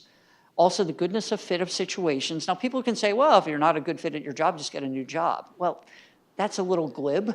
Or let me take that back. That's a lot glib because it's not that easy. And there might be reasons that we say, well, I can't do it for the benefits or while the kids are in school or something like that. So it might be working with it, but then maybe some self-advocacy or whatever. But sometimes it is so bad that people may at least start to look for other options. Anyway. Yeah, I mentioned intimacy, discuss these matters. Allowing yourself to do things well enough. There's limits to what you can control on your side, but positive actions in a relationship can create change through behavioral shaping. And getting involved with ADHD-friendly communities. It could be a learning center. It could be a CHAD community. There's a lot of the national organizations do a lot of, they have a lot of ambassadors, and they reach out and try to really make people feel welcome. And in addition to regional or national meetings and the like. Oh, I forgot about this. So with guilt, and then we'll be winding down. Even looking, was there a mistake? And was the mistake or the effect your responsibility? People will apologize like, oh, it's really raining outside. I forgot my umbrella. Oh, I'm sorry. It's like, what are you sorry for? Not to be glib about it. Very often that can just be like a throw off. Or, oh, I'm sorry. Yeah, it really stinks when it happens. But sometimes it resonates a little closer for people. It's like, oh, I made you come out on a rainy day, and I'm not worth it. Now I'm putting words on things, but people will say, yeah, I automatically say I'm sorry a lot. And even that's something like noticing that. So, going through, and even if you did make a mistake, what level of offense? Was it an infraction like a parking ticket, or was it a felony like arson or something like that? And usually when I'm talking with people, it's usually like jaywalking or a parking ticket, not, and it can be worse, but still then it's like, how can I make amends? And with shame, sometimes it really wasn't a shameful act. It might have been more, oh, I forgot my cousin's birthday or something like that. Now, if there was something like caught in an extra relationship affair or something like that, there can be still a working through, but it's what can you do, expressing regret, make an apology. You can't ask for forgiveness, but you can maybe say, I hope you can find it in your heart to forgive me. And then learning from the situation and moving forward. How you handle the situation goes a long way towards how you feel and how it's perceived. And then supporting adults with ADHD, I want to expand on this a lot, but a lot of these things verge on the level of accommodating somebody with a dietary restriction, be it gluten sensitivity, being vegetarian, vegan, or any sort of religious, where we're really not talking about anything too bad, but it depends. And like the time accommodations, like can I check in with you for 10 minutes at the end of the week to update you on my progress? Or, dissertation chair, can we have regular check-ins rather than, hey, get back to me when you finish chapter 3, which that's the vortex, and people will say, well, somebody who reaches dissertation, how can they have ADHD? Yeah, you can. The old, you're too smart to have ADHD, the executive functions are separate from that. Externalizing information, that's stuff we can all do, but can you email me, supervisor, can you email me the summary of the steps that you want me to do for the project? Well, that's not my job. Well, tell you what, can I email you my understanding and let me know if I'm on the mark? Other ways to work with it. Also, inquiries about, hey, we're working on this project together. If somebody is open with ADHD, what is the best way for me to send you information? Like I'm working with one client, he's really good, and he's come a long way, combination of CBT and medications. And when somebody, and he can be really intense because he's into what he does, and one person said to him something like, oh, you don't have to get angry, and he goes, let me give you a PSA. In a nice way, but you know what, I'm neurodivergent, and what might come across, I get very focused, and I want to be clear in my speech, so if that comes across as anger, that it's not what I'm feeling. But it was just like that little tag, hey, let me give you a PSA. And he had the standing where he could do it because people wanted to work with him because he has many unique gifts, innovative gifts. And also clarity and transparency in instructions and deadlines, including hard deadlines. Is this a true deadline? Does this have to be? Yes, this has to be filed in court by 5 p.m. Friday. Versus, I want it by Friday, but I'm not going to look at it over the weekend. And maybe it's just, and again, going back to universities, I know people will say, get it to me by Friday because they know everybody procrastinates and they just want it on their desk sooner. But that's being open about that. And also attributions of behavior. Is there another way to understand it? Okay, they talked over me, but it was actually a good idea. And they were excited. So it's not disrespectful, it's collaborative. And looking for the positives in good fit situations. And again, logical rationales and consequences versus this is the way we've always done it. And this is a broader one, but the principle of charity. The conscious empathy, active listening, responsible reaction, and the awareness of the settings. So that is pretty much it. Or let me take that back, that's it. So I know attention is a precious commodity, and in the spirit of upregulating emotions, I'm happy, I forgot about this one. The goal of treatment, flexibility, and anti-fragility. I love this reframe. This is always one of my favorites. I'm going to graduate on time no matter how long it takes me. Because it's taking it off the time, and it's more about the achievement of graduation. So, but in the spirit of upregulation, happy to take questions.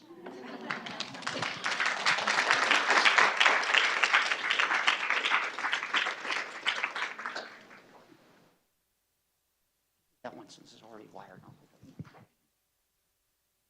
All right. Thank you, Dr. Ramsay. We are also want to thank you all for joining us here today. And we have taken your questions, some that have come from our audience directly and some that have come from our online audience. We had a lot of questions. From dentists. So we have narrowed them down. I think we have 7, and we will start there. And we're just going to dive right in. All right. I'm going to stand over here, okay? Our first question is about anxiety and ADHD. So could it be possible that anxiety develops over time in order to motivate folks with ADHD to accomplish the tasks they avoid? Is there research about how anxiety develops over time? I'm not sure about the research, but that would be a hypothesis that anxiety being a generator and a series of events, what I've heard from people is like, grade school is grade school. You do worksheets in class. There's quasi homework, but it's generally people say, yeah, multiplication tables were a little hard or whatever, but generally got through okay. Then in middle school, more homework, more complex homework, more papers, and then it takes a little more drive to get started. And, if we call that anxiety, but then it's like, okay, I'm staying on top of things, even apart from any grades, the quality of work. And then later in middle school, then into high school. Now it takes a little more because there's a little more work. It's like, okay, these papers are not 2-page papers, these are 22-page or whatever it might be. And that would, if that's writ large, now somebody just even going into middle school, it might take enough anxiety where the anxiety, it's that threshold where it goes, it's sort of like that inverted U about stress and preparation. If you have too little stress, you don't prepare. There's that sweet spot in the middle, then too much stress, it's overwhelming and you don't prepare. It's probably a similar thing. Like there's an uptick, like this anxiety, and we might not even call it anxiety. It's just like, okay, I got to get started, and that motivator, but then it becomes worry. It's like, okay, and last minute and all these things. So the unsustainable anxiety, and then at some point, maybe it maxes out, and this would be school like, oh, I waited too long, I'm gonna get a 0, I'm gonna have to drop the class. Now, all of a sudden there's consequences and things like that. So that would be a hypothesis about the developmental trajectory of how ADHD could go along with, anxiety could go along with and strengthen over time with ADHD because it was that motivator, but then it becomes unsustainable because, there's only so many hours in the night that you can do something the night before. Mm. This next question may follow a little bit from that. So imagine that you have a high school or college student who keeps dropping or avoiding anything when it starts to get difficult. One is if you're working with them for, let's just say, the second go around with the same course, from day one, anticipating it, including like, hey, we're at week 4, it's usually around week 6 or 7 or right around the midterm. It's sort of like pulling back and doubling down. What do we want to do different this time? Now, again, there's still a limit in terms of being helpers. We can provide skills and strategies and things like that, and including, you want to do this during our session today. Like I've had people make phone calls or email the professor or stuff like during our session, which is classic, it's not unheard of in CBT. It's like, hey, we got 30 minutes left. You want to start writing the paper a little bit, which is good.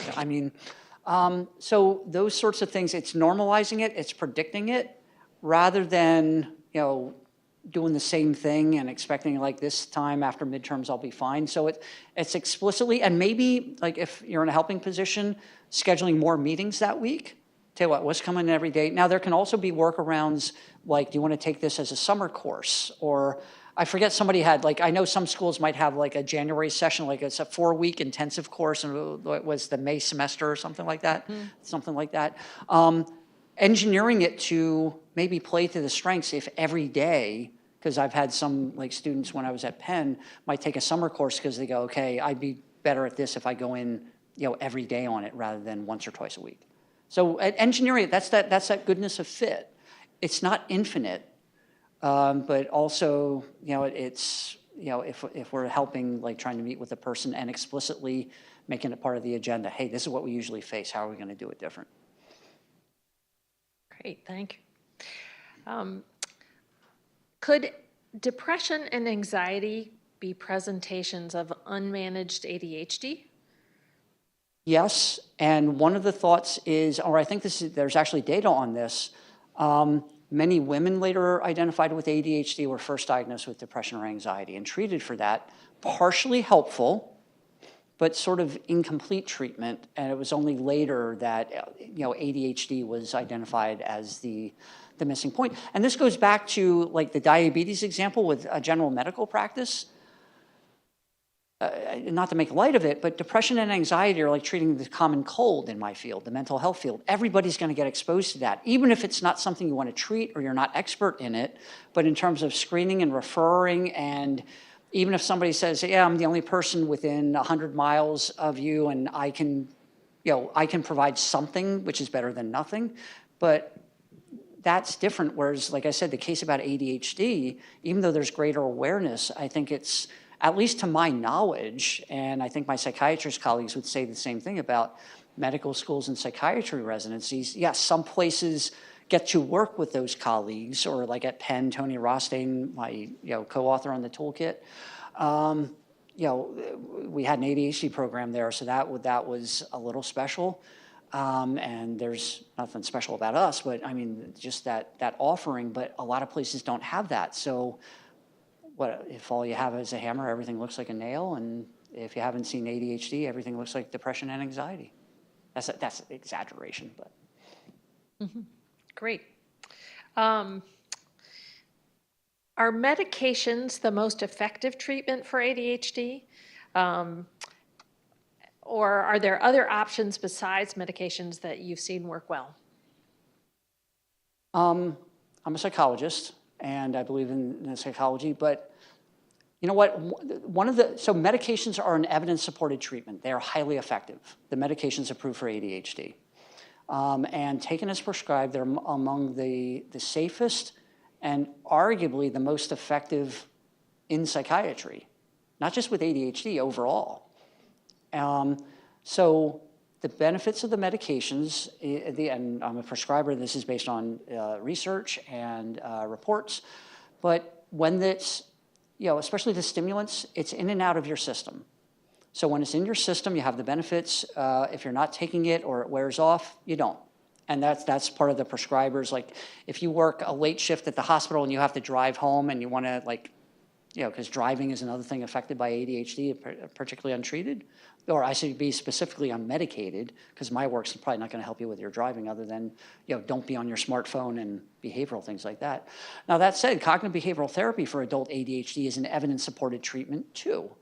And, I think colleagues would say, we have some of the most, in general, under the umbrella, the most effective treatments. And at least with psychology, it's Division 12, the clinical psychology, that designates the subgroup that designates evidence-supported treatments within psychology.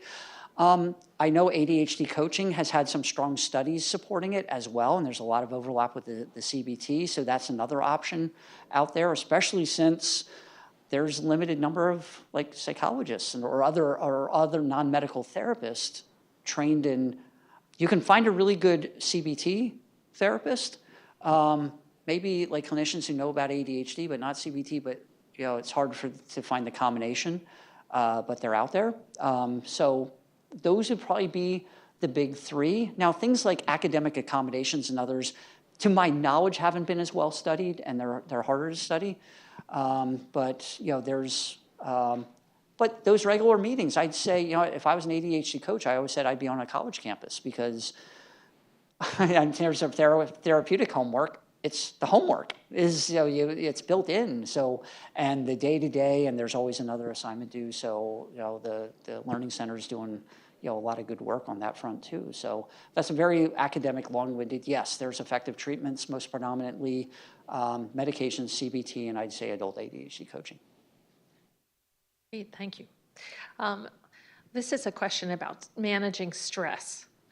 So how does someone with adult ADHD, maybe particularly inattentive type, suggestions for managing stress, or suggestions for anyone with ADHD managing stress?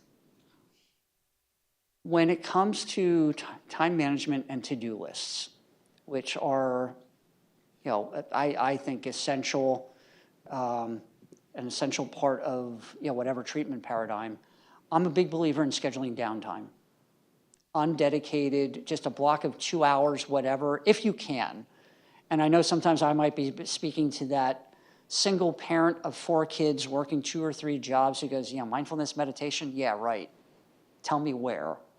But I still would, if I'm working with that person, make the argument, is there somewhere in there, be it your drive between jobs or when you're in the parking lot, or different things, whether it's a couple breaths or if it could be whatever, parking far away and the walk to the office, something where there's movement or other things. So it's, in a way, it goes back to the content goes back to the grandmother rules, like things that you find give you peace of mind, exercise, whatever it is, but then the executive function gets into the planning and the to-do list and the implementation statements.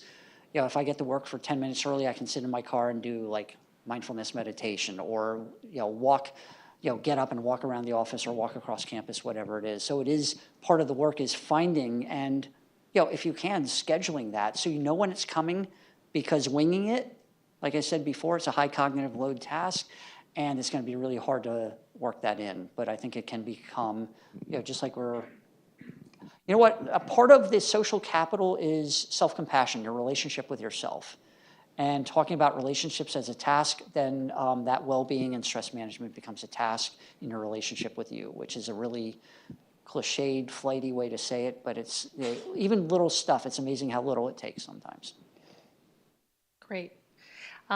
Any suggestions you have for approaching families and friends who don't understand or believe in an ADHD diagnosis? Wow, that's a tough one. I would work with somebody like, what are you hoping this is going to accomplish? And also being prepared for the not so great response. And there might be some things, sometimes there's cultural differences, other, religious differences. I know of a researcher one time, and there was a study that involved medication, and one of the site coordinators said, like they were looking at an increased dose, and somebody got back to this main PI of the study saying, like, as a fill in the blank of the religious affiliation, I don't think I can do that. And we're just talking about like a 10 to 20, like within bounds, but that was the strength of the belief, respectfully. So that's a tough one. It's like, what do you hope to accomplish? What do you think the likelihood is? And being prepared for maybe, just being prepared for the not so great response. But yeah, that's a tough one. That's one where I'd be sitting with somebody talking about it for a while and how you want to word it. And also, the goodness of fit of what's the best way to present it, sitting down, having them talk about it, like something you can present in terms of literature or a website or, there's like Jessica McCabe does a lot of good work with the How to ADHD website. And I know she has people making sure it's evidence supported. So it's really personalizing it and making sure the person wants to commit to it. But as you can see, I'm hesitant because sometimes there's still a lot of misinformation out there, including and especially social media. There's a study of TikTok saying like 79% of it is not credible and shouldn't be relied upon. But unfortunately, the thing that is most convincing for people on such platforms is personal testimonies. And so people can make up whatever they want, or and maybe it's a good faith effort, but some of it's misinformation. So I know that's getting far afield, but there's a lot of misinformation out there. But there's no easy tips for that one, because it could be, and sometimes people say they build it up and talk with me for a couple meetings, and they come in and tell somebody, and they go, "Oh yeah, I knew that." So you never know what you're going to get. There's a related question about disclosing to people you may know, study groups, teachers. Any thoughts about how to do that, or the benefits of keeping it to yourself or sharing? Yeah, know your audience, because academia, and there's a lot of places that are more open to it, and like the HR and whatever, and you can go in there, hey, you know what, I just got diagnosed with ADHD. Okay, complete this paperwork. What are your accommodations? Have your doctor, like I've written up things for people before. And a lot of times, like somebody's working with a research coordinator and they let them know and they go, oh, thanks for letting me know. How do we accommodate? Oh yeah, my cousin has ADHD, things like that. If you're not sure, there's a lot of ways to ask for accommodations without saying the letters ADHD. You know what, you might have noticed I have a hard time getting here by 9 a.m. Would it be okay if I have a 10 a.m. to 6 p.m. work schedule? That way the office will have more coverage later in the later in the afternoon, and we can try it for 3 months and see how it works without having to say it's like I'm waiting for my medications to kick in or whatever.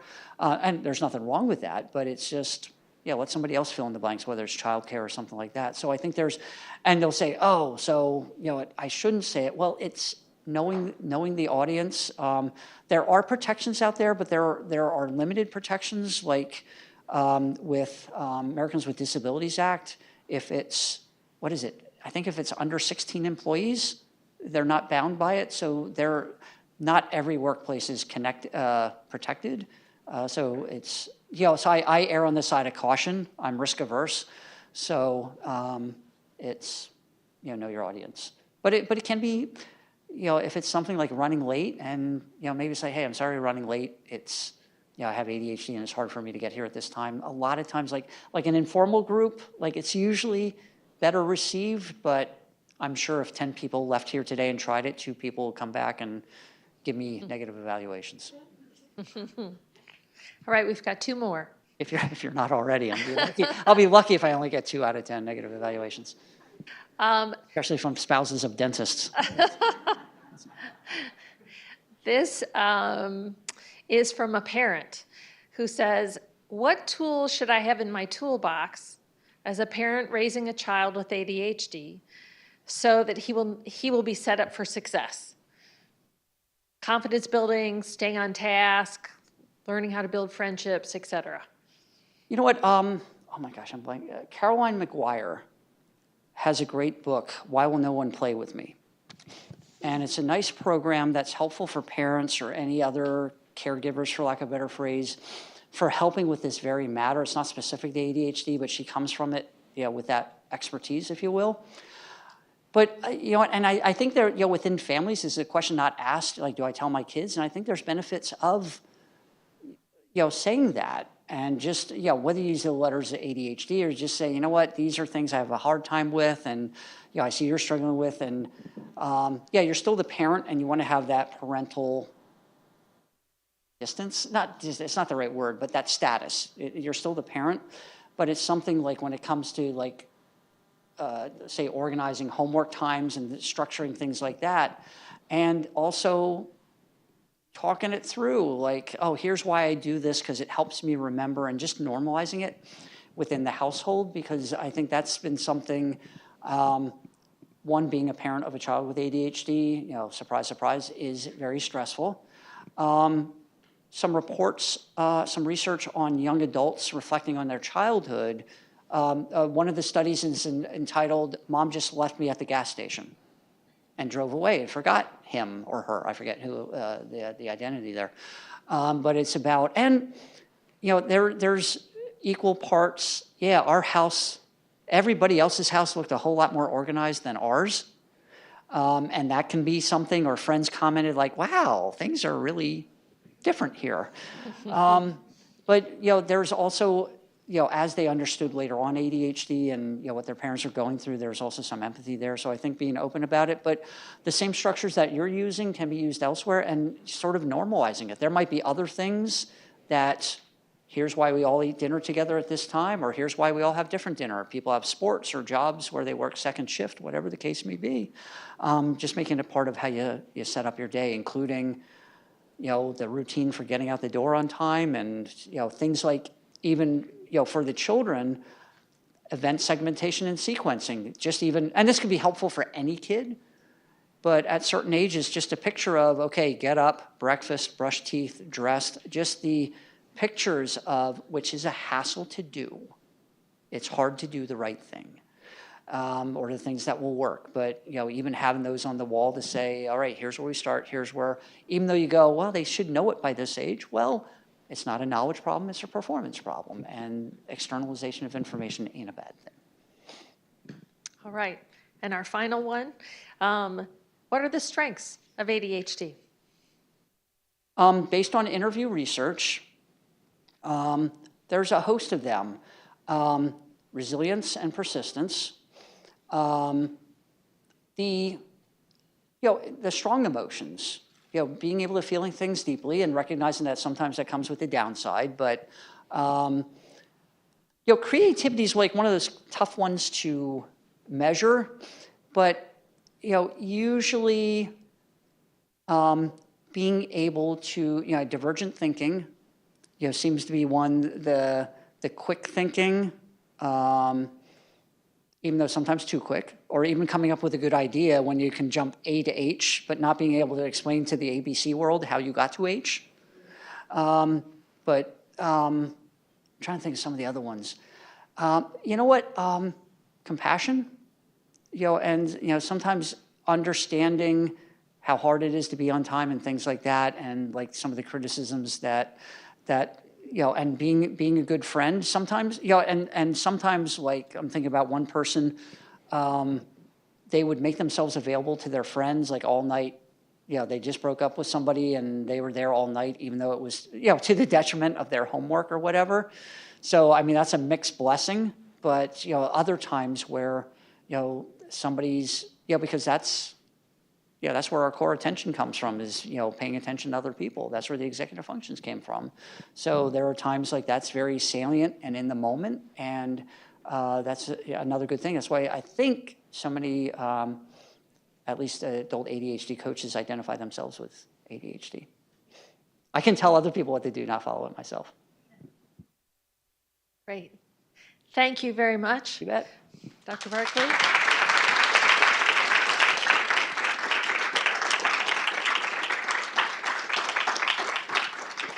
It's been wonderful having you all here. I want to take just 1 second and thank Laura Edwards, who is the chief architect of this event. It takes all year to bring it about, and she does so beautifully. So thank you, Laura.